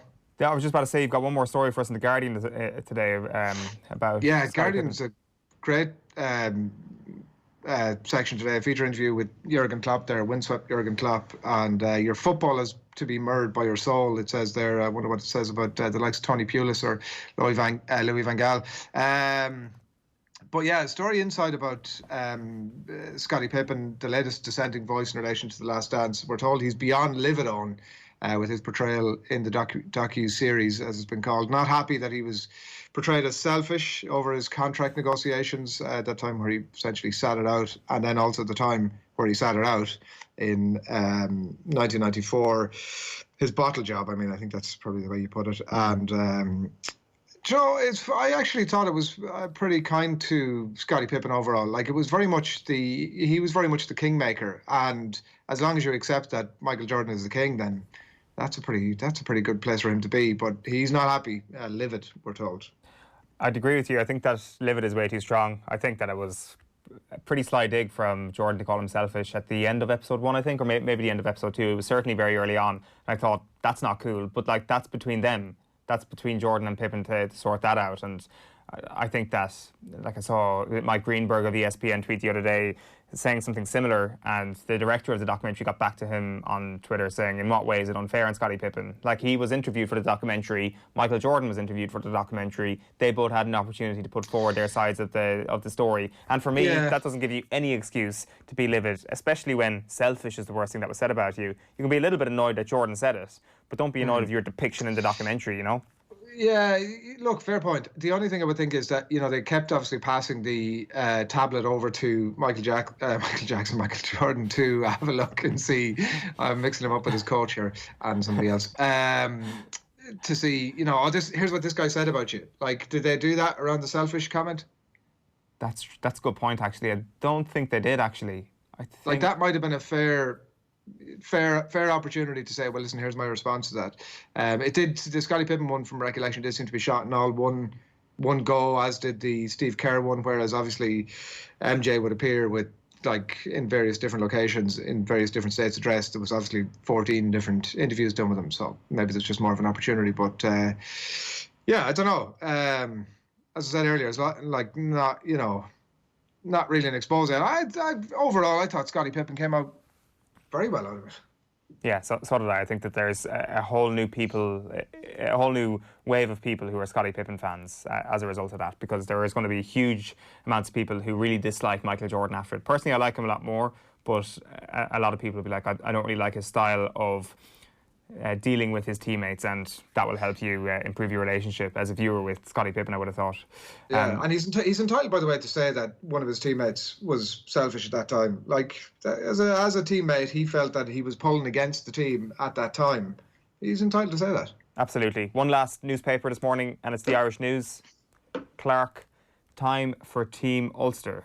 So former Down star says Province must give its hurlers a chance to shine. This is the former Down and Ulster hurling goalkeeper Graham Clark suggesting that the Team Ulster concept should be revisited by administrators, which would certainly be a very interesting development if that were to be brought in over the next little while. Right, it is 8:47 on this Friday morning. We're back in a moment chatting the greatest football moment in the Aviva Stadium, and Alan Quinlan will be joining us to run through some of this week's rugby stories. First though, Shay Given joined Nathan on last night's football show. You can listen back to the full chat as ever on the OTB podcast network. But here's Shay on the influence of Wayne Rooney. Yeah, I think so. And I think, you know, if you see him train now, I mean, he's probably the first out there and the last in as well. And, you know, that I know some people say that a lot about a lot of players, but genuinely, like, he just wants to keep improving. He wants to become better. And what that does, Nathan, it filters down through the team and the squad and the young players and thinking, God, if Wayne Rooney's out there practicing his finishing and practicing free kicks or practicing delivery on set plays or whatever, then, you know, I'm not going to early. I'm going to go out after him because he's had that amazing career, and probably that's why. It's not sometimes by luck, or yeah, you do have a certain talent, of course you do, but you know, it's not by being last on the pitch and first one to leave. You know, you have to work hard at it, and I think he's done that throughout his career, and for me as a coach now, it's quite refreshing to see him out there. He's always wanting to do, kind of borrow a keeper to do some extra finishing, or you know, kind of do some set plays or do some free kicks over the wall, kind of get a kick. You know, he's always trying to. One day I was doing kicking with one of the goalkeepers. He came over and he started showing the young goalkeeper how to kick the balls. You know, like different things like that. He's always wanting to help, you know, everyone he can, and that's the person he is. He's very humble. He's wanting to improve everybody, and I think, as I say, give the whole squad a real big lift. OK, so Aviva, Ireland's largest insurer, is marking the 10-year anniversary of the official opening of the Aviva Stadium and its proud long-term sponsorship of the iconic venue. To celebrate this milestone, Aviva are paying tribute to some of the most iconic sporting moments of the past decade. Feel free to join in at home as well, because you can follow Aviva Ireland on Instagram and Twitter and share your favourite Aviva Stadium memories using the hashtag #SafeToDream. Right, so all this week on OTB AM, we've been trying to crown the greatest football moment in the Aviva Stadium. We ran our quarter-finals on Monday and Tuesday morning. We had Shane Long, Kieran Kelly, John Walters and Sean Maguire against Dundalk. They all qualified for the semi-finals, and then it happened. The two FAI Cup final moments won out against two of the biggest Irish international moments of the decade. Kieran Kelly's penalty shootout heroics in 2010 beating Shane Long's goal against Germany. And then Sean Maguire's winner against Dundalk beat John Walters' Bosnia performance that sent us to the Euros. So the final is today. It's a League of Ireland derby and you can vote right now on Off the Ball. Currently, it's looking like Sean Maguire is running away with this thing. So the Cork City fans at home most certainly have their act together. Adrian, what a week this has been for the League of Ireland, we should just say. Like, this has been a crushing blow to Jonathan Walters and to Shane Long. But what a mark of how impressed we should be by like the way all the League of Ireland fans have moved to actually get this thing done. But it looks like Cork City fans may actually be the best League of Ireland fans out there, considering this is a fairly dominant performance by Sean Maguire in the Twitter poll so far. Yeah, the Aviva Stadium has been great for the League of Ireland, for the FAI Cup, particularly obviously the moments that it's given us over the years. The Maguire goal, like, as a moment was unbelievable. Like, obviously, end of extra time, neither team had managed to score at that point, and Maguire hadn't been having a great game and manages somehow to get the ball home. Like, in that moment, has the composure to do that. And like, it was a scrappy goal. It was a fairly horrible goal. The strike wasn't actually that bad. It probably wouldn't have beaten the keeper on the trajectory it was taken, but that it took a massive deflection. But like, his composure at that time from a long throw-in just to sort of take control of the ball and get the shot away alone was kind of impressive enough, and it was pretty much the last kick of the game. But it's very different from the Kieran Kelly instance, right? Now that we're down to the final two. And by the way, like Shane Long, I mean, how do you look past that as a moment of moments? An incredible goal. I was remembering at that game that night with my brother, and just the ecstasy that we were all in as the ball rippled the net was unreal. But yeah, as a moment, like, the Maguire thing is about the significance, and you know, his own personal journey, having been dished out by Dundalk. So getting a little bit of revenge maybe, and the Kelly one is more about like the skill level almost, isn't it? Like funny because he was talking to you guys during the week and he was saying did he say that he had moved, he was off the line or he was moving early or whatever? Jeez, I thought looking back at it, he was really sticking to his fairly steadfastly in a way that goalkeepers mostly don't, to his goal line before the ball was kicked and almost reacting after it had been kicked. So they're two very different moments, obviously, in the context of both and all that stuff. As a moment, it's hard to pick between them. Yeah, for sure. But it's looking like Sean Maguire is well in front at the moment. But get voting if you want to change that. We're moving next week, of course, on to our best rugby moment at the Aviva Stadium. Alan Quinlan, you're with us. A very good morning. Morning, lads. How are you? Just a quick word on that. Rugby moments next week. If you had to pick one from the Aviva Stadium, what would be the best rugby moment that you've witnessed? Yeah, probably the win against New Zealand 2018. I think if you're picking out moments in that game, I suppose Jacob Stockdale's try was a massive moment at a really crucial time in the game. It was 47th or 8th minute, I think it was, right after half time. But probably if I was picking one moment, I think would be the Peter O'Mahony turnover, which led to that penalty.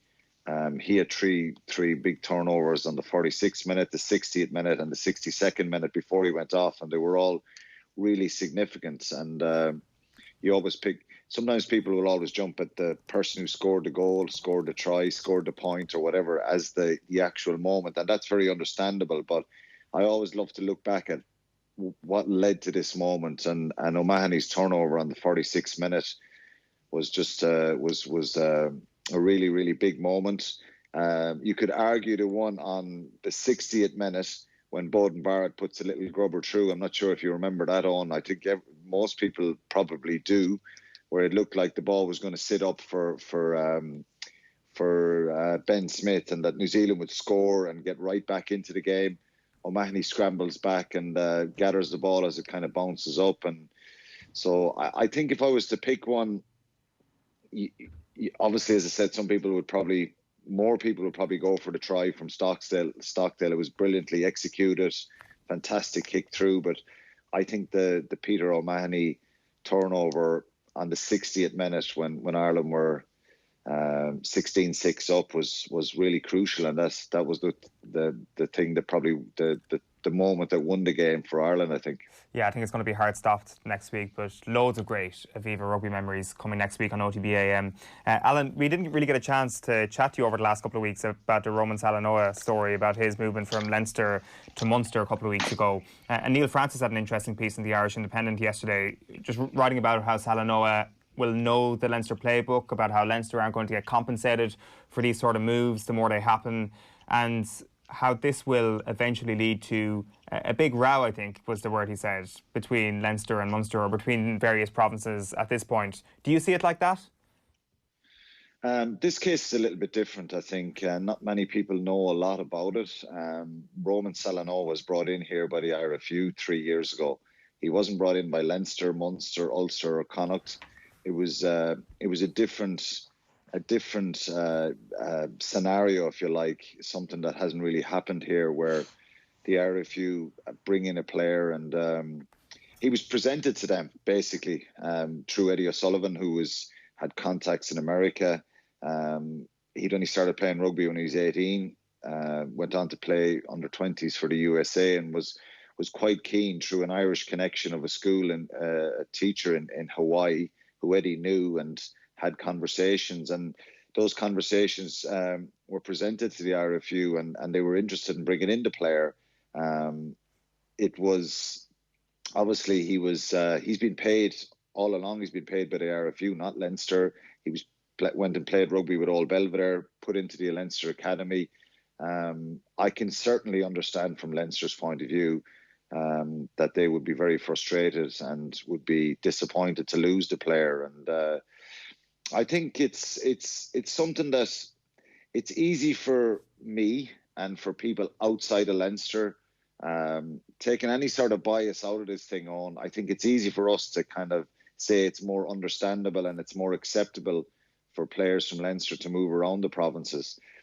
It's a very, very common thing in New Zealand. It's a very, very common thing in Australia, and it's not frowned upon at all. It's something that the team that are mainly affected by this are Leinster, because they produce so many players, and they're probably not happy. You know, Carberry was the big one, losing a player that would probably, even with Johnny Sexton there, would probably been in the starting lineup or else coming off the bench at worst in all their big games. One of their top players went to Leinster.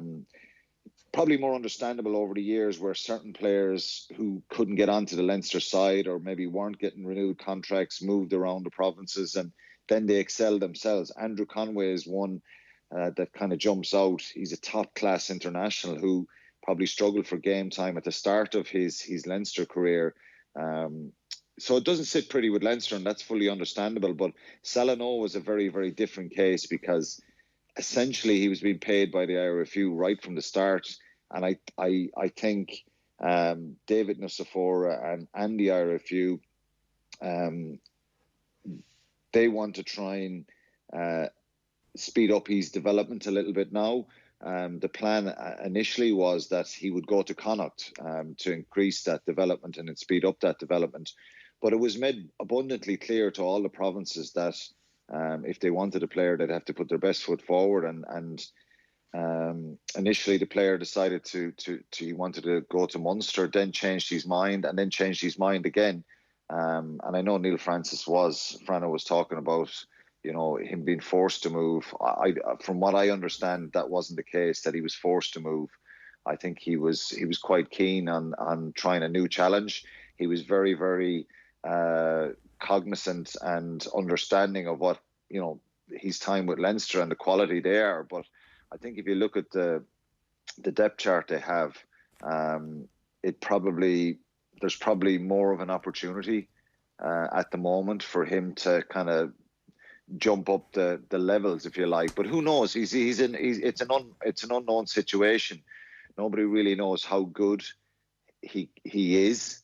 There's certainly massive potential there. There's incredible power and strength, but you know, Leinster are very we've got to acknowledge, and it's a fact. If I was involved in Leinster, I wouldn't be happy because they've lost another player. But that's just the nature of the way the business is at the moment, and I think it's they've got to justify probably.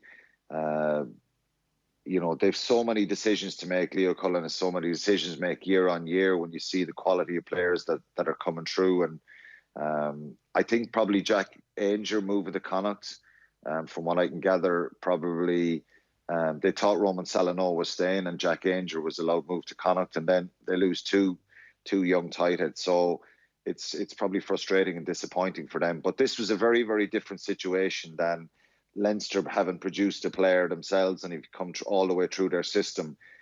This guy came in 3 years ago, was being paid by the RFU all the way through. So it was a different type of contract, and I think let's see how it pans out. As I said, I understand where Leinster are coming from, and but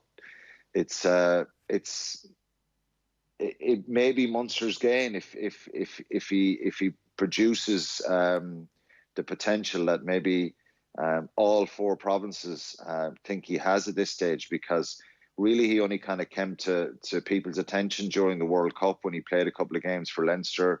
I know Munster were very keen on him anyway because he played a couple of A games against Leinster at the start of the season for Leinster against Munster. And going right back 3 years ago on, Munster, Roman Salano was the original plan was that he was going to go to Munster at the time because of I think the potential for him to maybe excel there. But it was discussed then, and it was decided that it would be easier to monitor him here in Dublin, and that's what happened. So he's an RFU player who was put in with Leinster, and Leinster have obviously done a lot for him, and I can understand fully that they're disappointed to lose a player. As I said, I don't know how good this guy is going to be. I haven't seen very little of him, but again, it's another player leaving Leinster, which I'm sure doesn't sit pretty with him. When you're explaining you're losing, Quinny, I think is the short phrase on that one. Talk to us about a couple of the other signings. Obviously, Damien Dialande, we're told, is in Ireland. RG Sneeman, Matt Gallagher as well, and a word as well on Tyler Blaindahl, who's had to retire long before he should have done this week. Yeah, I think Tyler Blaindahl has been very unlucky. When I think of Tyler Blaindahl, I think back to Christian Cullen. The potential. Obviously, Christian Cullen was a world-class international at that stage when he came to Munster when I was there, and he came injured, and Tyler Blaindahl came injured. And when you hear neck injuries in rugby, it's I know players do recover, but the injuries have kind of dogged him. Had a really good season in 2016-17, showed some of that potential, that quality, and then got another neck injury in November 17, and he's only played 62 times in 5 years, which is, I suppose, from a business point of view, it's not a great return for him. But he's been very unlucky, very, very popular amongst the players, intelligent, skillful, and but unfortunately, it was probably inevitable with the latest injury that he wasn't going to be able to continue, and there's talk maybe that he'll get involved in the coaching setup there. Yeah. And the last thing we want to mention to you is the Ronan O'Gara column this morning in the Irish Examiner. You get a good mention very early in it. It's a lot of reflections on the... you haven't seen it, have you? No, I haven't seen it yet, no. Reflections on the Last Dance and how to build that sort of winning culture within the dressing room and the capacity for players to call each other out and that sort of stuff. And he talked about a game where you'd been on the seconds team in training, and they were obviously trying to lay down the gauntlet. They were running through their moves and you were messing up the moves, and he gave you a bit of a bollocking. I'm not sure if this one instance sort of stands out for you amongst all the others, but that winning culture. Does it? Go on, what happened? It does, because what he said to me, but I couldn't repeat exactly what he said. He says blank, blank, I think was the expression that he used. Yeah, I was coming back from injury, and I was quite trying to lay down a marker, and I was probably disrupting training a little bit, and I had a little scuffle with Rog, and he basically said, I am where I am because I'm a useless blank, and that was the story. And I kind of laughed at it because we've had little tiffs where I've been running around the field trying to get after him and box the head off him. Even though we were always very close, I think I just laughed at this one. I went away laughing, thinking it was I have much of a comeback there, but I just thought it was funny. And then he did apologise afterwards, and we just kind of. But I think it happened. It happened a lot with certainly in the environment I was in, where you just be shocked at times with some of the fellas who'd end up fighting or rowing. They'd be very close, and they'd be trying to either throwing insults at each other or trying to box the heads off each other, and that was just part and parcel of it all, and it's part of the competitive nature. If you're not on the 15, it doesn't matter who's ahead of you. You just want to get in there, and that makes for good competitive nature in the squad, you know. Did it ever spill over, Alan, into somebody actually throwing a punch? Loads of times, yeah. We had, I think it's well documented, we had a full-on 8-on-8 boxing match around 2001 in Thom Park when we were training. Again, the team was picked. We're doing lineouts. And one side are not happy; they're not on the team. The other side are happy. And I think it started with Des Classie hitting his brother Peter Classie a punch, and then it was an all-out scramble for punches swinging everywhere. And Niall O'Donovan was the forwards coach at the time. And I remember chatting to him afterwards, and he actually said that it was great. He just sat back, folded his arms, and said, "They're all men now; they can sort it out themselves." And it means we're up for the match the weekend. And but usually those punches are not kind of, it's more, there's punches thrown, but you would hope they wouldn't be connecting because of the power of some of the players. But some have connected over the years. There's been a couple of various scraps. Marcus Horan and myself, where we had a little scrap one time in Cork where it continued to some verbals in the car park afterwards. So was this the Frankie Sheehan had to separate you? Yeah, this is the Mr. X story. Yeah, where the John verbals Hayes were continuing right through. Well, Mr. X, did I reveal Mr. X? You did, absolutely. Yeah, John Hayes was outed. Yeah. But, it happened. I didn't answer the question about Funnyman and DLN. Go on, we've got a minute there. Go for it, Jack. Top class internationals, and I said this on News Talk Breakfast yesterday.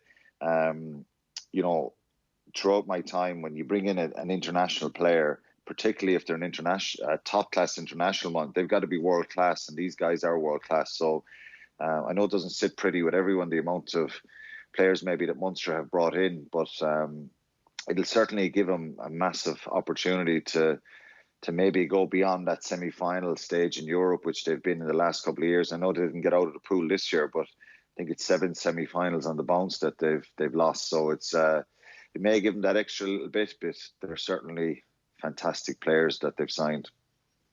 Yeah. All right, Quinny, we're going to leave it there for the morning. Thanks a million. Take care. Cheers, lads.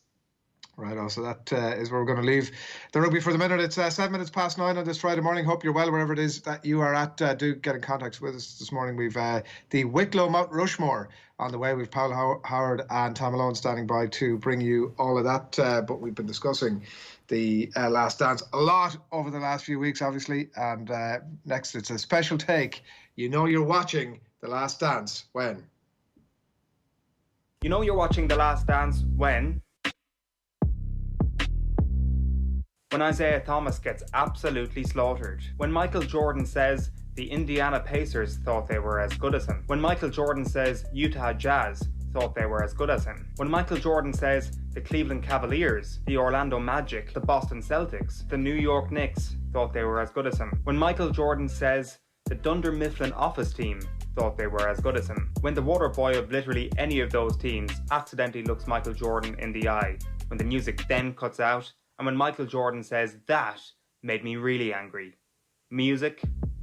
Montage. Jordan scores 91 points, gets 45 rebounds, 23 steals, 12 blocks, 4 eagles and a birdie.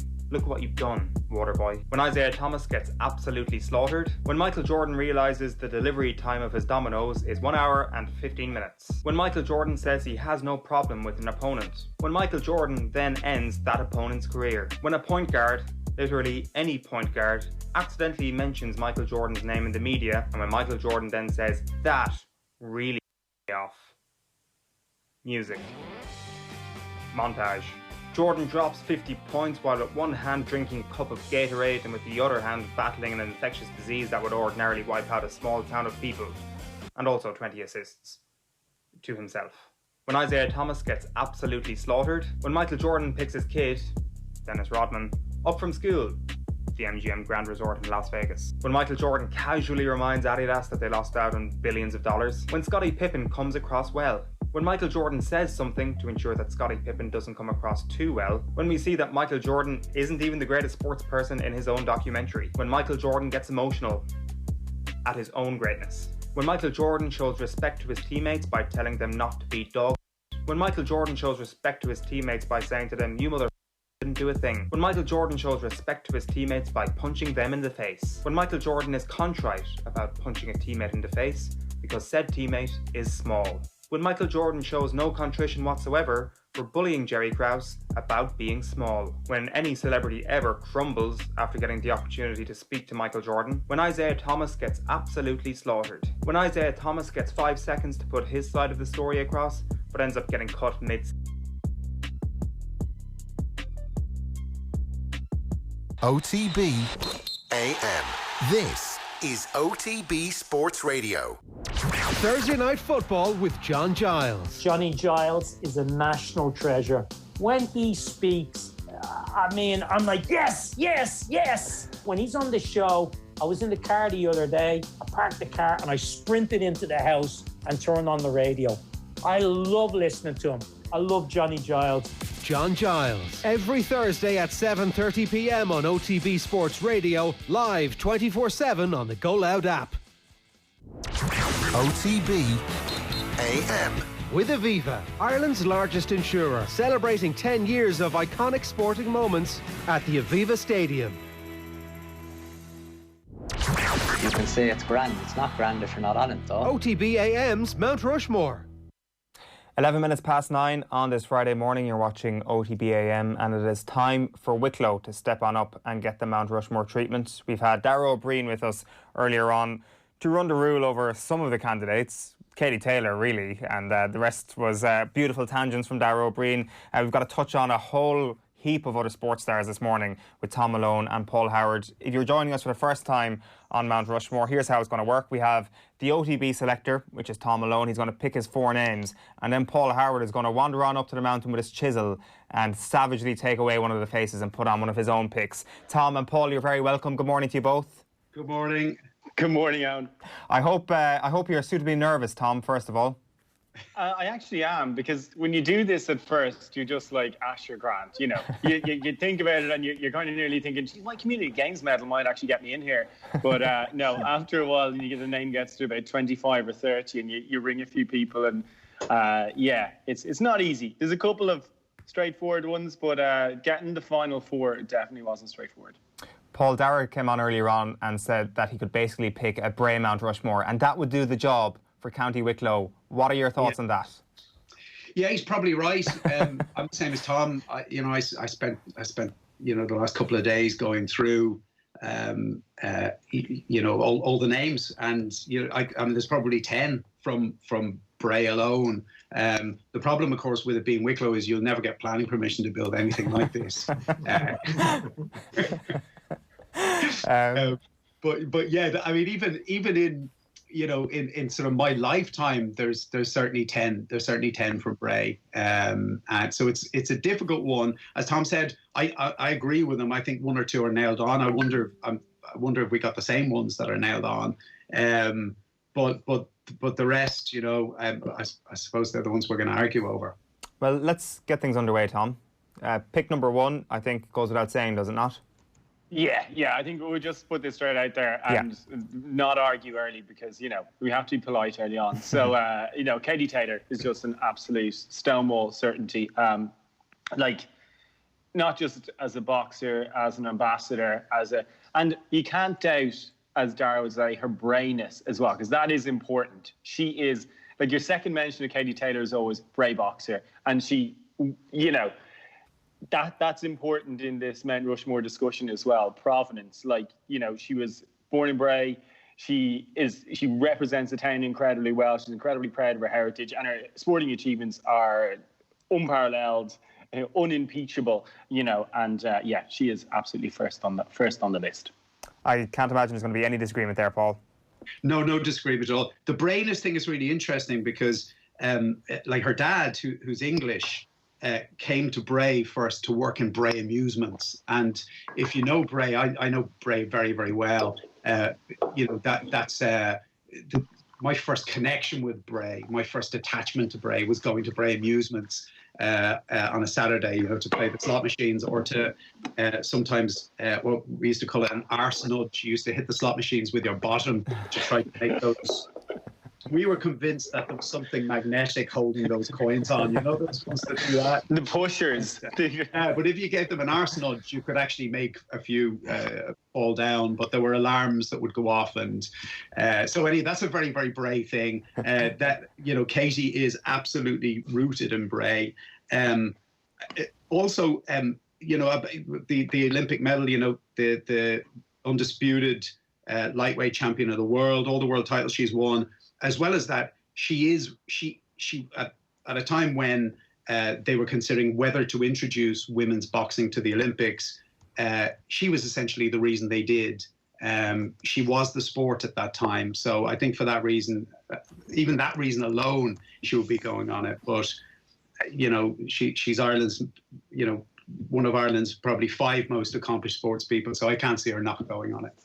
It's interesting that you mentioned, Paul, that there are potentially 2 bankers here, because I'm not sure if there is going to be an agreement over the second pick here. So, Thom, you might just bring us on to what your number 2 pick would be.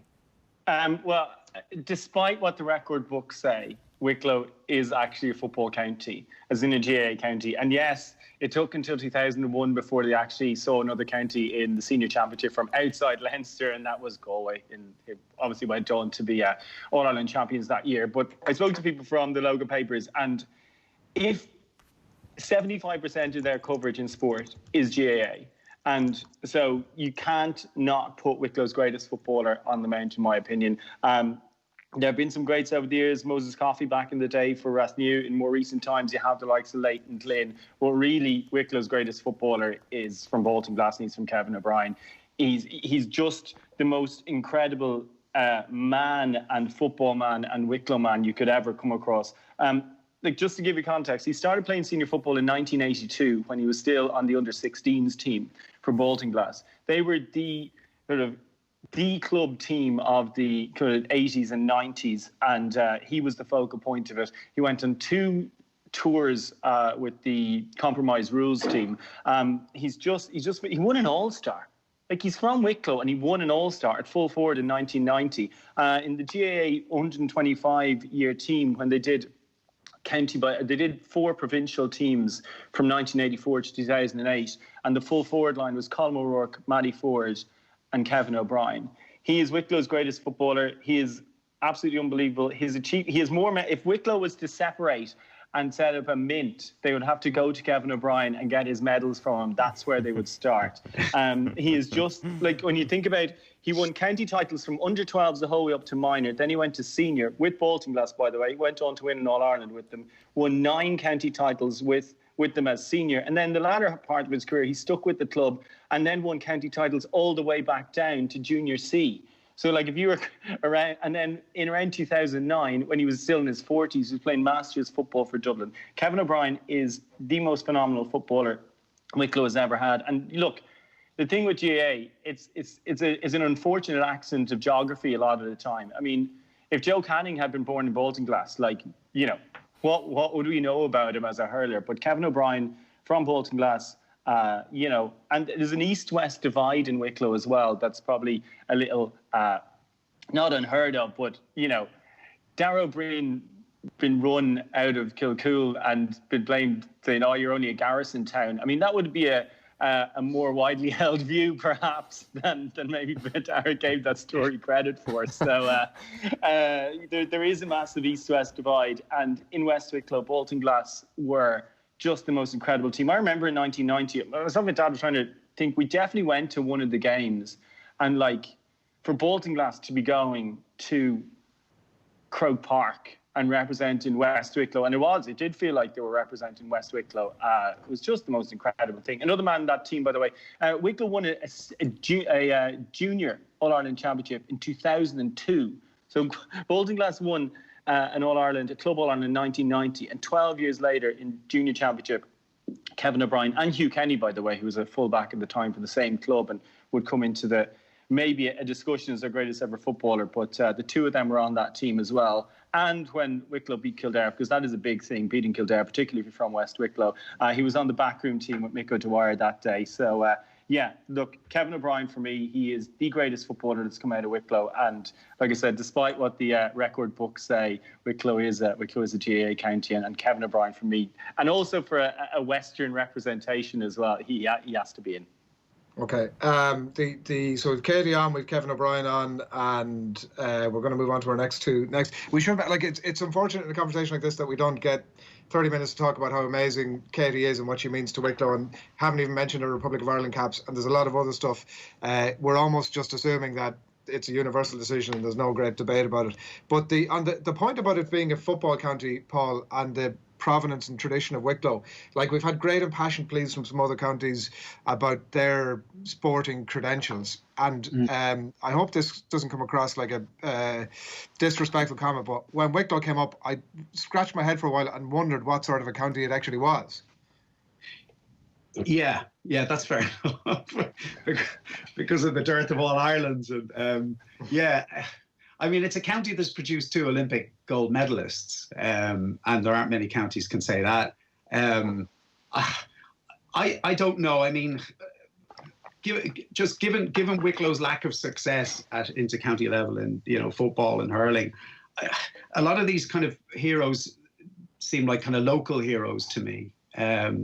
Footballers. There are always great footballers playing for bad teams or for counties who can't put out a great 15. So I would probably take issue with that. I haven't got the chisel out yet, but I think Thom knows that's where the conversation is. That's a good indicator, right? So we've Katie on, we've Kevin O'Brien on. Thom, where are you taking us next? Next is rugby, and the probably greatest rugby captain of the modern era, I'd say, in Leo Cullen.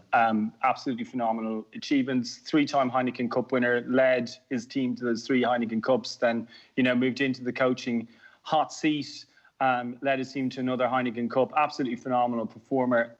Incredible captain, probably underrated just because he's of a similar vintage to Paul O'Connell and Donnacha O'Callaghan, who kind of would have kept him out of the Ireland team for much of his career. Went to Leicester, followed one of the greatest second-row leaders in the history of the game, Martin Johnson, stepped into the captain's role there. And you look back through Leo Cullen's entire career, and he has been a captain at every single stage of brilliant teams throughout his entire rugby career. He went to Blackrock College and I'm sure, I think on a timeline, Paul, is probably around the start of the Ross O'Carroll Kelly era. But and surely the dream team in Blackrock were part of the inspiration. But Leo Cullen was the captain of that team. I can't believe he could lead with his 2 Leinster School senior cup. Yeah. Well, 3 Heineken Cups as a player, your Premiership, your Heineken Cup as a coach. He won 2 Leinster School Senior Cup. I mean, there's a lot of great players don't have even one of those, Yeah, exactly. And even on from that team then went on to an Ireland schools team, and they toured, and they were phenomenally successful. I think one of the first Ireland tours to successfully tour Australia. They toured Argentina successfully as well. So look, for me, Leo Cullen is on there. Just the depth of his achievements over an incredibly long career. And again, somewhat underrated. And, you look at him and you imagine he is not the greatest leader of men. You don't know, but obviously what happens, but he's just clearly the most inspirational character and an incredible leader, and he's just shown that. Like obviously it doesn't come across that well in his media interviews, but like you just look at his career from literally the day he started playing rugby at any sort of decent level at all, arrived to this day, and it's been nothing but success. I do remember being at a press conference years ago when he was still playing, and it was around the time that Brian O'Driscoll had been yet again snubbed for the IRB Player of the Year, and Leo Cullen, obviously the journalists were asking all the questions about why, the outrage about this at Leinster, and his thoughts on it, and he giving the response that he was just gutted that he himself hadn't won the Player of the Year, which probably was a good reflection of the man. But on rugby, like we're ignoring two Lions in the shape of Shane Byrne and Nick Popplewell, and Reggie Corrigan as well, also in the mix. Like, I mean, I know we're talking about Leinster Senior Cups, but significant, and like even on Nick Popplewell, there's a strong argument for him being maybe the next best of the rest there. Like that Lions Tour '93 really cemented his credentials as a top class front rower.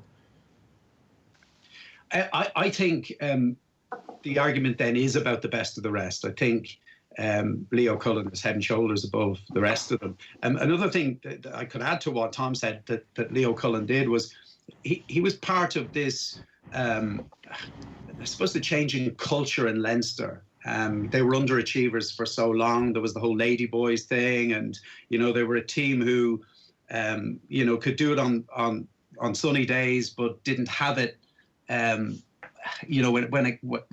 things got tough. And he was part of that turnaround. I think him coming back from Leicester was part of the change in the culture in the Leinster dressing room, which was hugely important.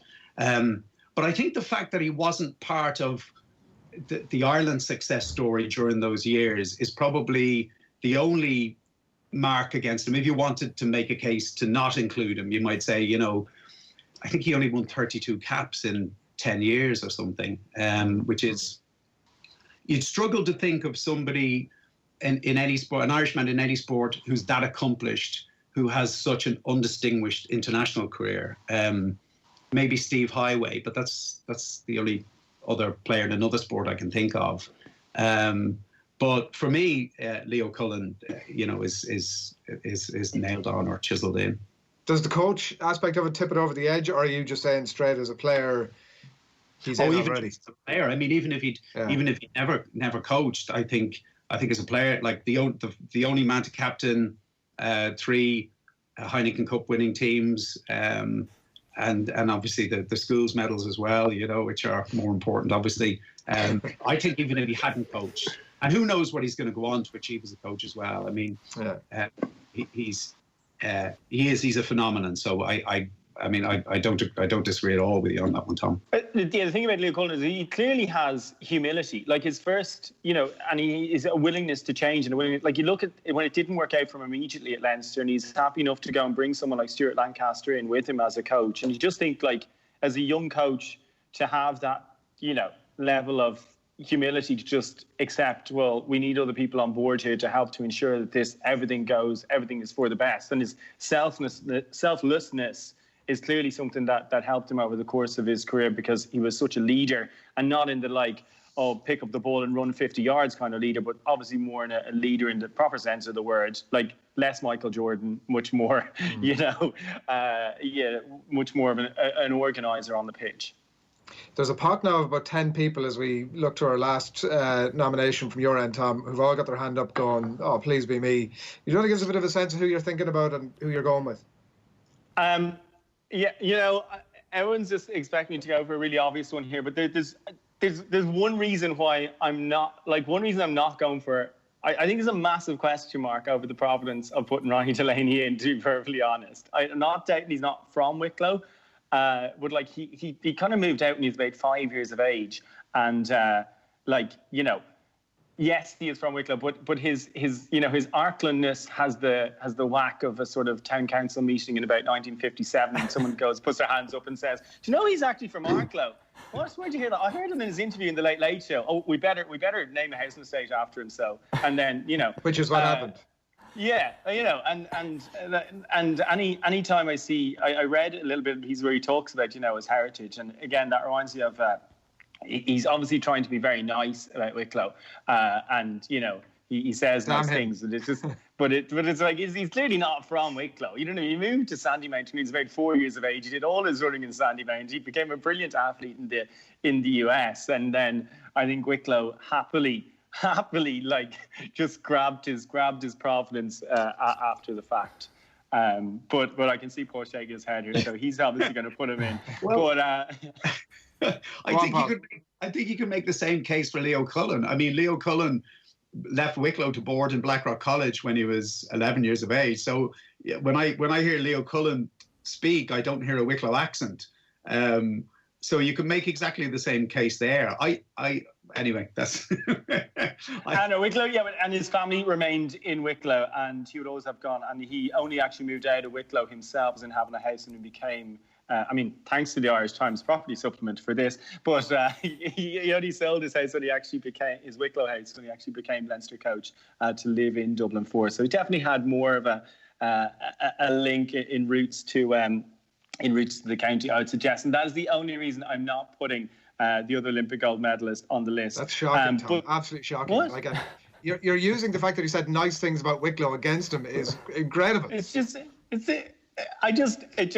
says the whack of small town politics about it. That's all. Look, I'm sure this better be good. What? This better be good. Wherever you're going with this, it better be good. I'm going with my own inherent biases here. So you know this is going to horse racing, because Cheltenham Gold Cups are incredibly difficult to win, and they're difficult to win even if you're Willie Mullins and you've the greatest training operation known to man. And, you know, champion trainers are Aidan O'Brien and Willie Mullins and Noel Meade and enormous powerhouses of the game. Not Francis Flood from Grangecon in County Wicklow, who was absolutely an incredible trainer. In 1973, he trained Glen Carriglady to win the Gold Cup. She was the first mare to win a Gold Cup since the war. The only other one to do it since is Dawn Run. You have to consider at the time, in the 70s, Ireland's atrocious record at Cheltenham. He's also a product of Paddy Slater, who is, again, an absolute innovator, also from Grangecon, kind of County Wicklow. So I'm kind of putting these in as an almost a 2-for-1, because many of the rules in racing today and regulations come from Paddy Slater exploiting loopholes and landing gambles back in the day, including winning nine Galway plates. But Francis Flood, for me, on the back of he's won 2 Irish Grand Nationals, he's won a Cheltenham Gold Cup. He had Bobsline as well as one of the great 2-mile chasers from the 1980s. He was a brilliant jockey as well back in his day, also riding for Paddy Slater. But as a horseman, as a man, brilliant achievements. Champion trainer in 1970 as well. Like I said, normally you look at champion trainers and they're the biggest names in the sport, but he was training out of a small yard, relatively small yard in Grangecon. And like I said, Glen Carriglady win that Gold Cup in 1973. We take, 19 Cheltenham winners or 17 Cheltenham winners for granted these days. But in the 70s and 80s, they were incredibly hard to come by. And to have a mare go and win a Gold Cup is a phenomenal achievement. So I'm putting Francis Flood for his riding and training achievements on Mount Rushmore. Okay, well, thanks, Sam. And as Paul Howard sharpens his pencil, a reminder, Katie Taylor, Kevin O'Brien, Leo Cullen and Francis Flood. There are a lot of names on this sheet in front of me who I would think would feel particularly hard done by. And Paul, you might try and make the case for some of them and tell us which way you're thinking. Well, I mean, some of them, like, Fionnuala McCormick from Kilcool, 2-time gold medalist in European cross-country championships. First woman to successfully defend her title, double Olympian in the steeplechase. I mean, Gary O'Toole, it just feels wrong that we're having this conversation about great Wicklow sports people and Gary O'Toole's name hasn't come up yet. And he's a real hero of mine, and coming from a country that didn't have a 50-metre pool, now we've got about 40 of them. But back in the 80s when he was kind of making his name, as a world ranked swimmer, we didn't have a 50-meter pool, so we had to go away to train or train here in a 25-meter pool. He won a silver medal in the 200-meter breaststroke at the European Championships in Bonn in 1989, and it was an extraordinary achievement, in the context of the times, given that doping was so prevalent in swimming. And Gary was a clean swimmer. As far as I can say, Gary always swam clean. He did all of this stuff while studying to be a doctor.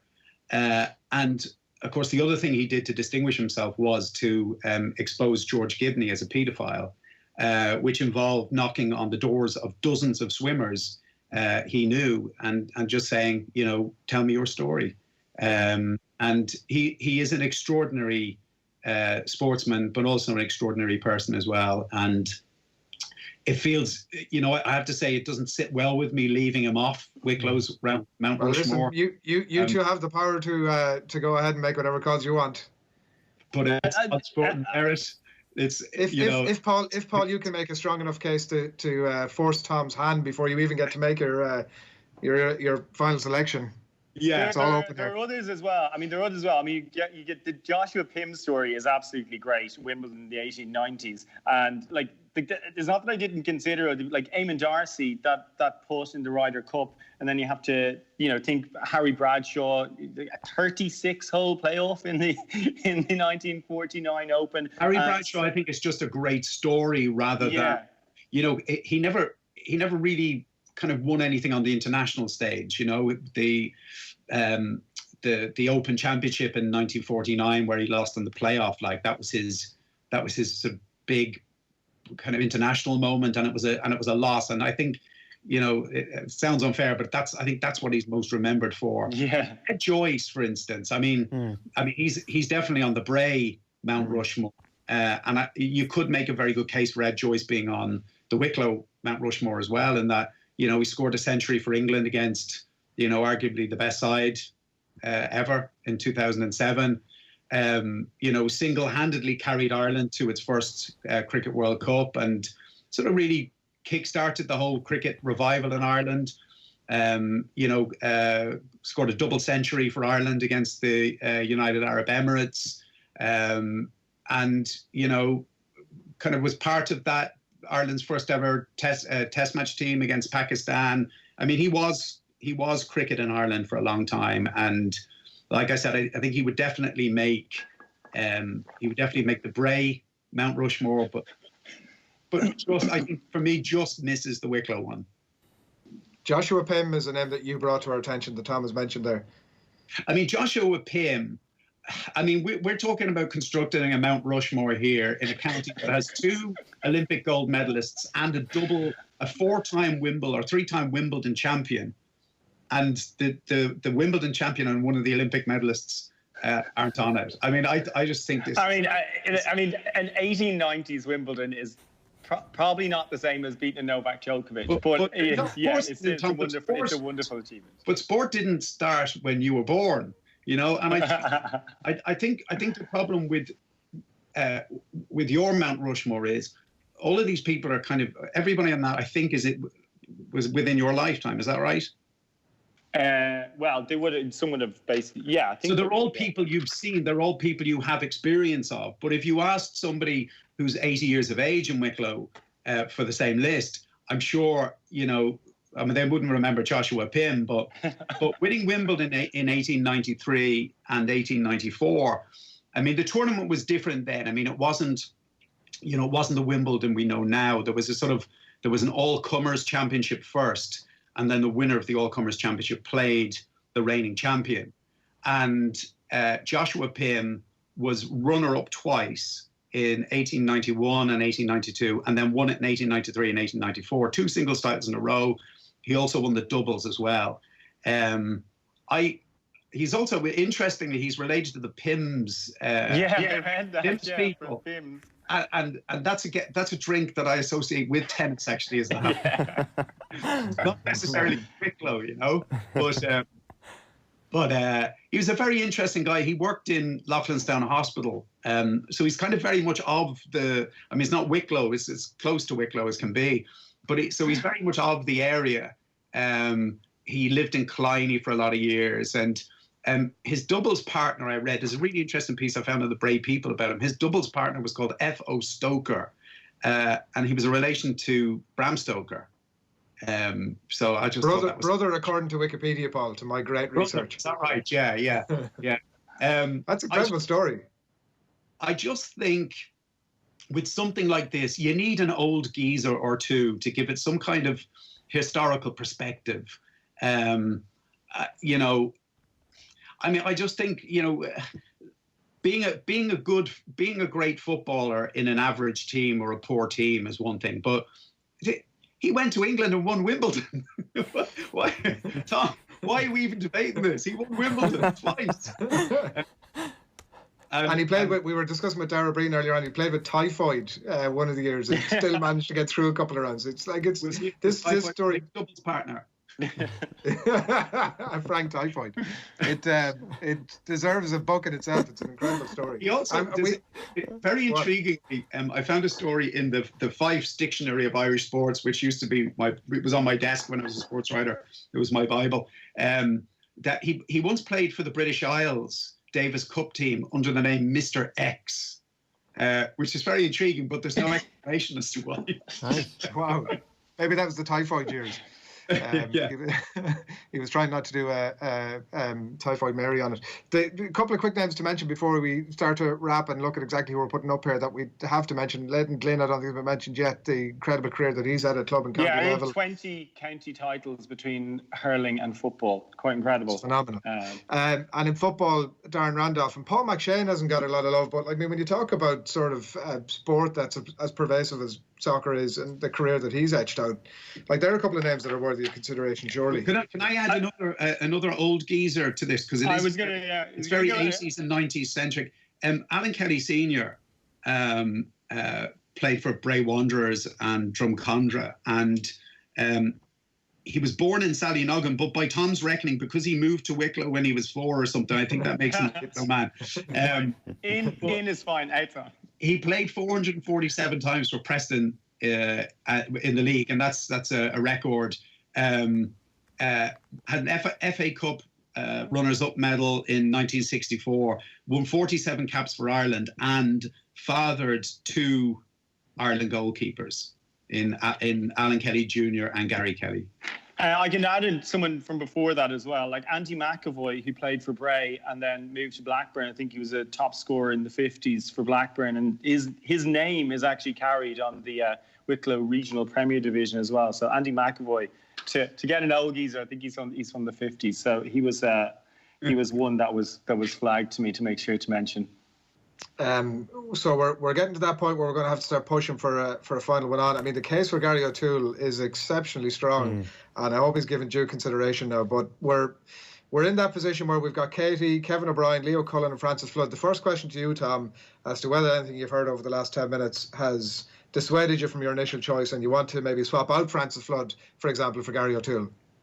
Well, I mean, my sort of 4 has been 8 for the last 2 days anyway. And I'll happily swap Francis out for, I think, either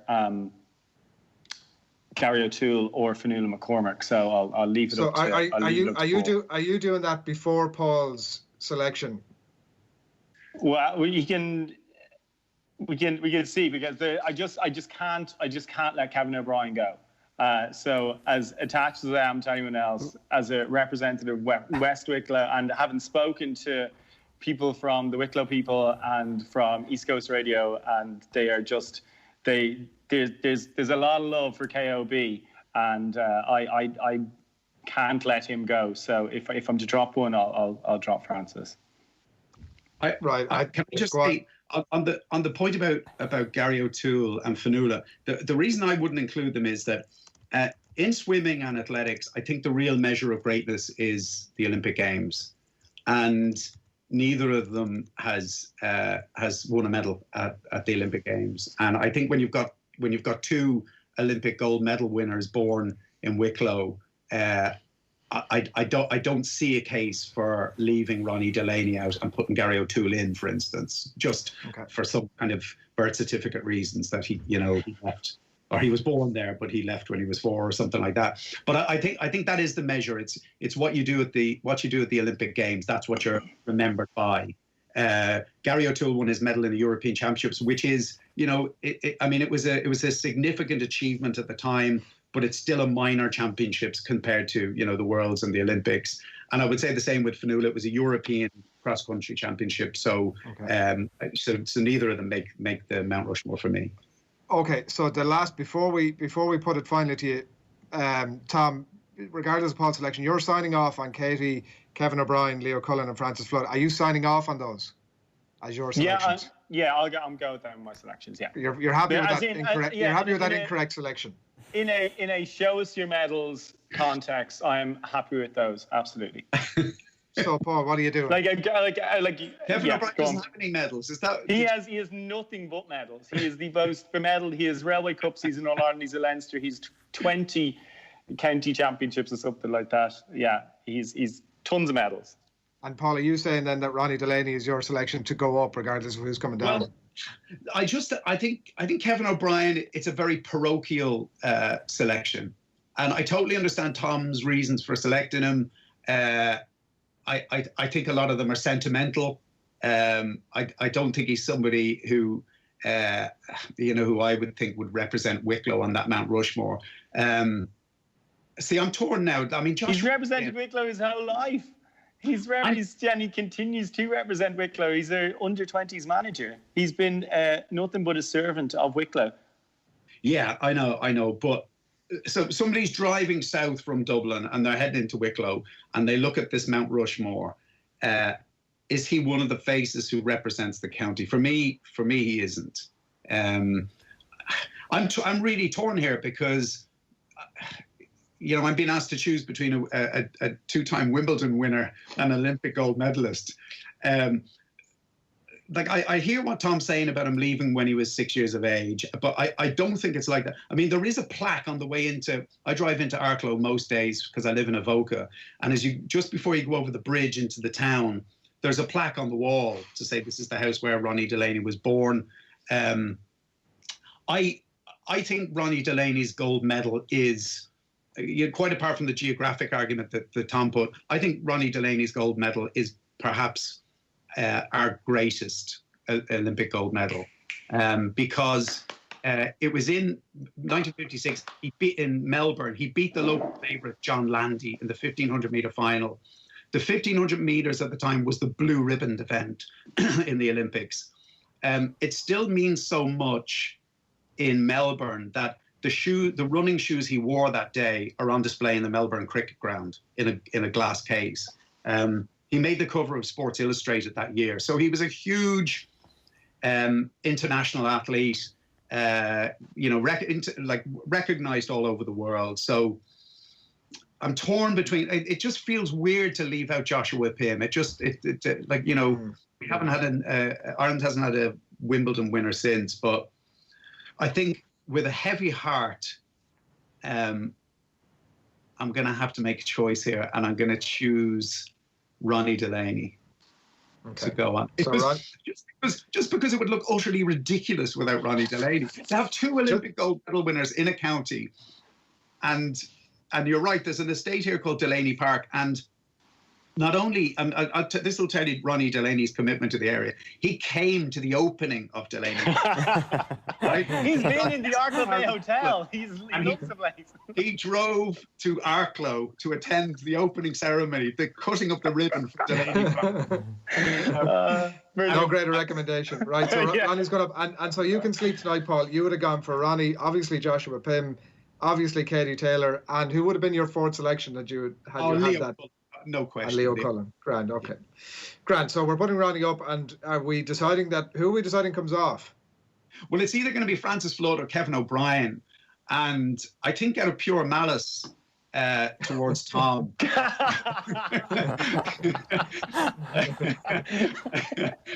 I think I'm going to take down Kevin O'Brien. Brilliant.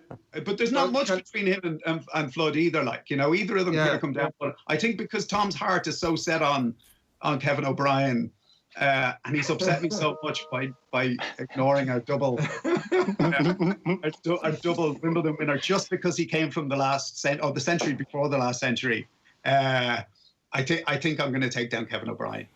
Okay, so Ronnie goes up and Kevin O'Brien comes out. And now that that's been done, Thom, as we're about to put the full wax stamp on this thing, what have you any last leanings towards putting Gary O'Toole up and taking Francis Flood off, or Joshua Pym for that matter? No. I'd nearly swap Kevin back in for Francis Flood, but no. Well, that's been signed, sealed, delivered. Right, we are collectively signing off of this thing. Reluctantly or not, Paul, I'm going to add in there as Katie Taylor, and let's face it, as four heads on it, Katie Taylor is going to occupy 75% of this because that's all people want to see when they're driving in that direction. Katie Taylor is going to be up there. Ronnie Delaney is going to be up there. Leo Cullen is up there, and Francis Flood up there too. Dara Ó Briain made the case earlier to put it on Bray Head with their arses all facing to the rest of Wicklow. Where are we putting it? As Paul said, we're not putting it anywhere because we won't get the planning permission. So it's yeah. I think if it's going anywhere, it is Bray Head is the perfect spot for it. I think, or maybe up in the Sally Gap or something like that. Yeah, just by Turlock Hill there. If you just put it on the side of Turlock Hill on the lake there, we're having to see it. Yeah. Great idea. It would really enhance the area, wouldn't it? Yeah. Contention. The contention notwithstanding, you've been absolutely brilliant to put yourselves through the ringer over the last couple of days as you picked through this, and with your time this morning as well. The Wicklow Mt Rushmore, thanks a million, lads. Wicklow Mt Rushmore is in the can. Thanks. OTB AM's Mt Rushmore. All right, we are way behind time on, but that was a bit of contention there at the end. Very interesting. A lot of strong historical opinions. The Joshua Pym one, very, very interesting. We've seen a lot of these historical figures being thrown out there and not a lot of weight put behind them. You can see Paul was agonising over whether to put him in or not. I think Ronnie Delaney had to go in. I was with Paul all day long. Like, you got to be thinking about sort of the yesteryear. You can't be that recency bias. But anyway, listen, I'm sure when it comes to your turn in the not that distant future, we'll be getting stuck into all of that good stuff. That is pretty much it, I think, for the minute. We've got Cavan coming on Monday, by the way. Dave McIntyre are going to be involved in that one, and we're off to Sligo next Friday as well.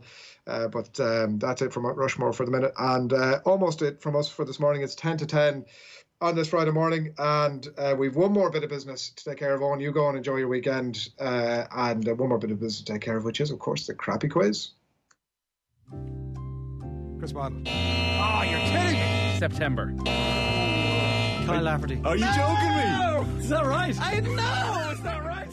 Welcome along to the shoutiest segment on Irish radio. It's the scintillating, it's the stupefying, it's the splendido crappy quiz. Every Friday, we put three of Team Off the Ball up against each other in a no-holds-barred quiz of sporting factoids at the end of the week. Allow me to welcome today's contestants. Our first contestant today got screwed over last week by his weak internet connection when trying to deliver a rapid-fire question, and his streak of faux outrage came back with a bang. God, can you not stream Peppa Pig when I'm working, he exclaimed to his kids while returning to his family. Your father has a champ title to defend. Give it up for Adrian, who's your daddy Barry. Mostly a true story. Heartbreak, so it was. Manchester City. I watched it back so I could endorse my outrage, and indeed I was right to be faux outraged. Yeah. I'm sorry. He's not the champ because he got beaten in the middle of that streak. Well, I've won three in a row, so. And also, 3 in a row. Yeah, Nathan's 3 in a row is one of the most bogus 3s in a row of all time. We have not had this same constellation of people involved ever since France-Portugal gate or Portugal-France gate, when Nathan clearly should have lost. Or just poor France. I didn't get an apology from you. No, it's poor I didn't get any apology. I didn't get the record fixed. Listen, just answer your own questions and you won't have to worry about it. The record stands. He said the only full country he said was France. He didn't say the full Portugal. He said Portugal. Oh, it's fine. You're allowed to give two answers. We've established that last week. You're allowed to give two answers. An answer and a half. Okay, it's the half for first. you. Our next contestant has made big changes to his lifestyle in the last couple of days as we start to see the first shoots of summer. You might have got the garden ready or painted the house, but this man has got proper summer ready by downing every last ounce of red wine remaining in his house because it's white wine season, baby. The family will have to feed themselves via takeaway now because the fridge is going to be stocked with Sauvignon Blanc. The big danger now is that he might have too much blood in his wine stream. Give it up for Nathan Nate Dog Murphy. Jesus, I'm getting a terrible reputation here. Truth hurts. When is the next box coming?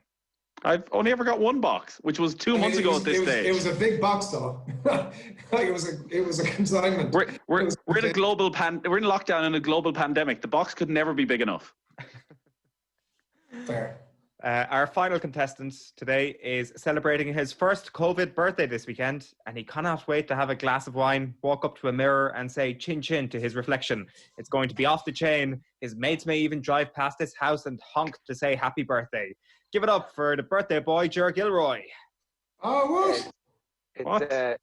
It's chin chin because that's the number of chins that I've gained since I started baking banana bread. Is that it? The big 4-3. Oh, yeah. Birthday. Oof. I mean, it is this weekend, Jeff. Wow, very good. Happy birthday. Technically, I'm still 42 and will be for another, when this goes out, 24 hours or so. And I'm clinging on to that for dear life. God, wow. It's a shame to lose the summer of being 43 years old. It's heartbreaking, isn't it? You've only got another 27 more years before you have to start cocooning. Maybe you should start already. I mean, I'm sure your birthday's, your imminent big birthday that you're hurtling towards is one of the reasons why you're like exercising twice a day and reevaluating all the life. Maybe it's the drinking you're doing. I'm not sure, but you know, there does come a point when you start to realize that like a lot of time is gone. These moments are not coming back. The end is nigh. Abandon hope, all ye who enter here. That's the positivity to end your 42nd year with. Absolutely. Just a reminder today, no devices. As ever, there has been suspicions of cheating. So please just use the screen that you're looking into the phone and nothing else. Round one is the boring questions round, never multiple choice. And shout out to Matthew McConnell on Twitter, who has been my hero. I'm closing this then. I had that open. Sorry. Please do, yeah. I was checking emails. And then, you know what? I'm going to give you my full attention. Okay. Thank you.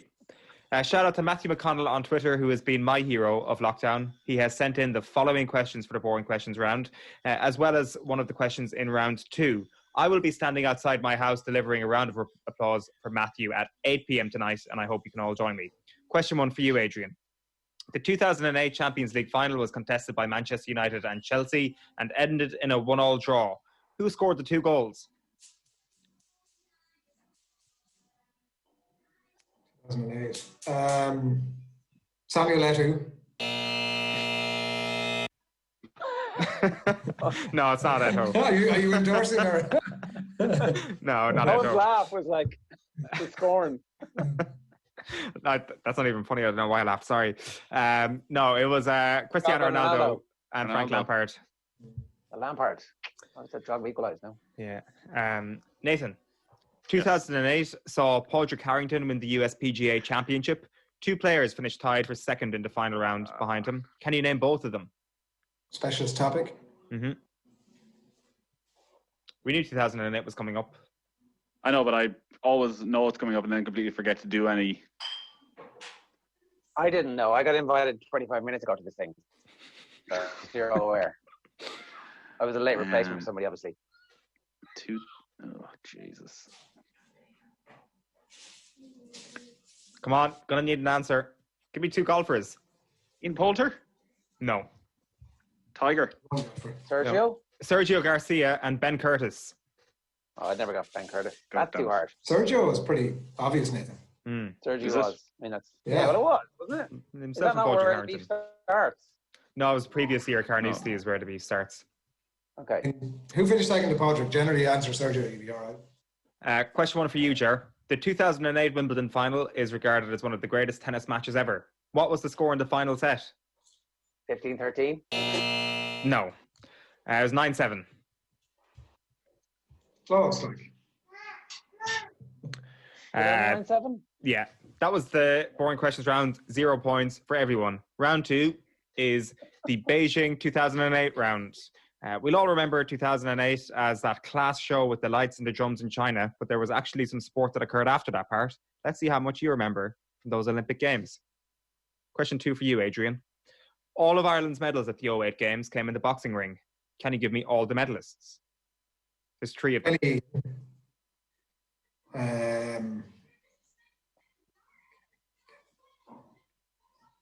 Why tell him how many there are? Why tell him? Did he? Where they came from?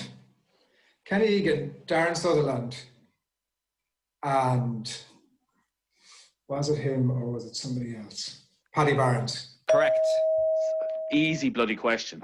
Listen, you got a special topic last round. What'd you get? Big fat 0 is right. Question 2 for you, Nathan. This was Beijing's first Olympic Games, with the city also becoming the first ever location to be awarded the hosting rights to both the Summer and Winter Games. If 2008 is the year of the Beijing Summer Games, what year is the year of the Beijing Winter Games?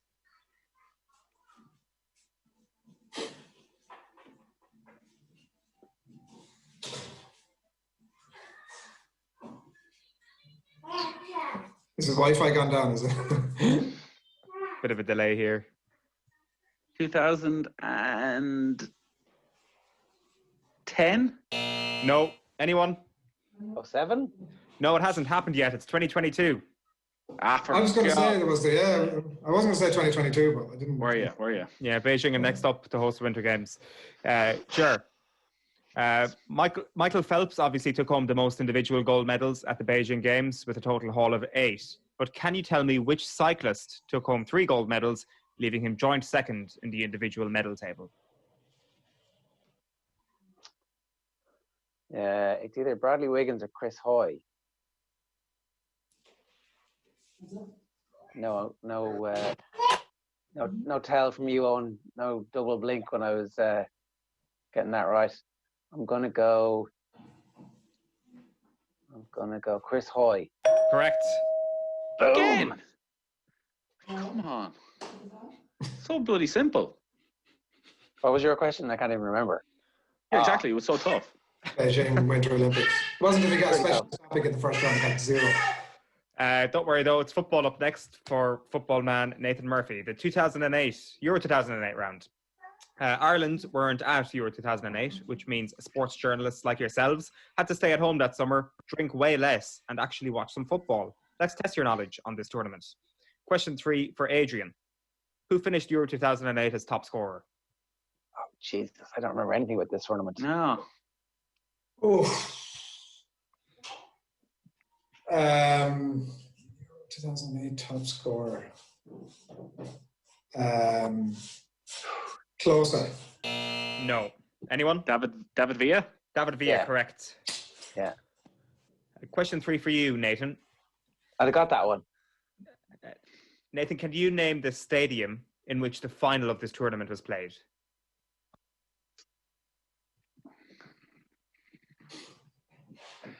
I'm going to say no. What's the country there, Nathan?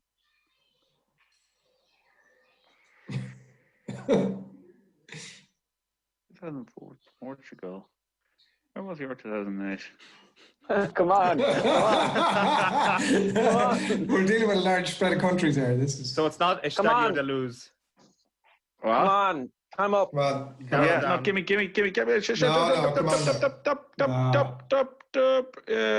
don't know the name of the stadium, even of the country I am. Think Stadio Olimpico. No, it's not. You've commentated in the stadium, Nathan. Ajax Arena? No, the Ernst Happel Stadium in Vienna. Yeah. Where? So it was Austria and Switzerland. All right. Yeah. Jesus, I have no memory of this. I was in San Sebastian for 2 weeks at the last 2 weeks of the tournament and remember nothing apart from the food that I stuffed down my face. And were they not watching the Euro 2008 final in San Sebastian or any of Spain's games? There was, it's Basque country, so there was a mixed reception to Spain's progression to the final. Imagine. Ger, your question. Can you name any team that made their European Championships debut in the 2008 renewal?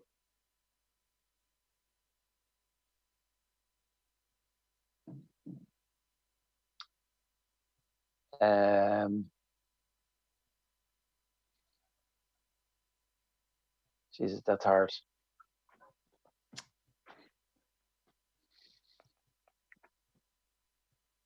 Gonna need to press you for an answer here. Country in Europe? Serbia? No. Ukraine? Slovakia? No, it was actually right in front of you. Austria as host. And the other one, there was only another one, Poland qualified for their first Euros in 2008 as well. So 0-0-0 from that round. The current score is Adrian 1, Ger 1, Nathan 0.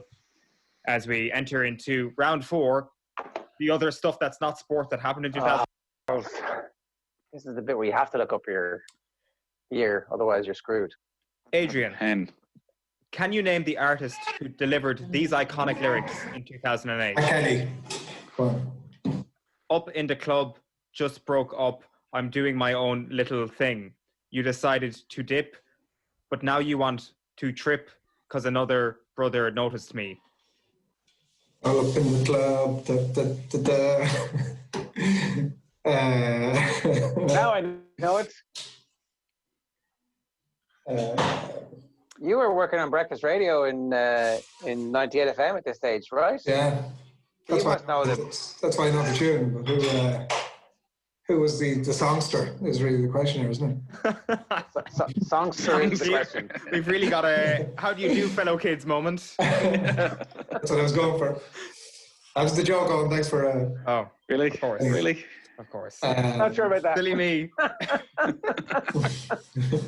The accidental partridge bit is accidental. That's why it's funny. Kanye. No. Beyonce. It had to be. It couldn't have been a man. It couldn't have been a man. It had to be a woman. It was the songster. That's the bit I was going for. It was a songstress. Who would have known? That was the joke. Thanks for explaining it and ruining it, lads. That was the joke. You guessed Kanye. Who's a man? I know. I didn't know the answer. Move on. Nathan, who won the Academy Award for Best Supporting Actor at the 08 Academy Awards for his terrifying portrayal as one of the best villains we've ever seen in cinema, Anton Chigurh? God, I mean, how many more clues could you give the guy? In No Country for Old Men. It's true, I did list a lot of clues there. And his name has gone... come on, if you give him the film. I said the film. Oh, yeah, Adrian gave him the film. No, I said No Country for Old Men. Oh, sorry, you did. Oh my God, his name's completely gone out of my head. That's good. It's a pretty easy one to remember. So I know. It's not going to I'm come back going to to you. be kicking myself. You're not. Which songstress will you be kicking? What's he doing there? What are you doing there? I'm looking for inspiration. On the internet with his left hand. I also write all the Oscar winners on my ceiling. No, I mean, anyway. Come on. Oh, put me out of my misery. Javier Bardem. And I didn't know the film, actually, but I didn't know the name, but go on. Sure. Kosovo declared independence from Serbia in February 2008. What is the capital of Kosovo?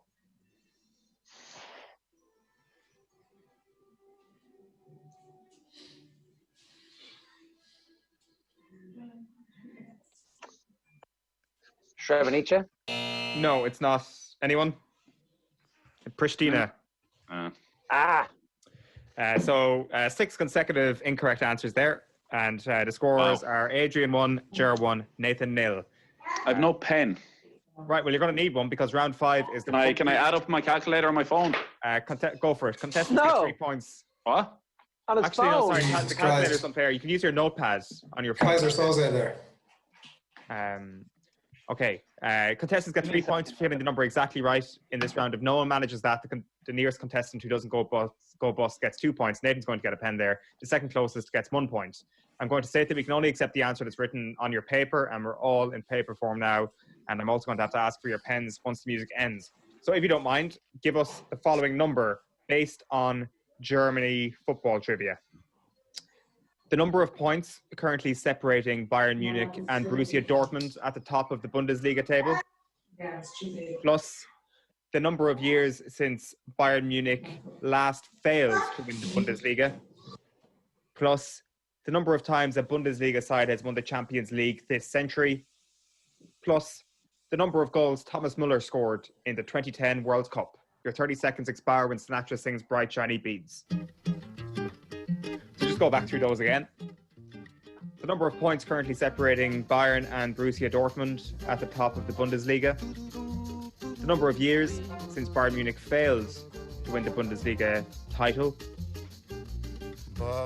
Plus the number of times a German team has won the Champions League this century.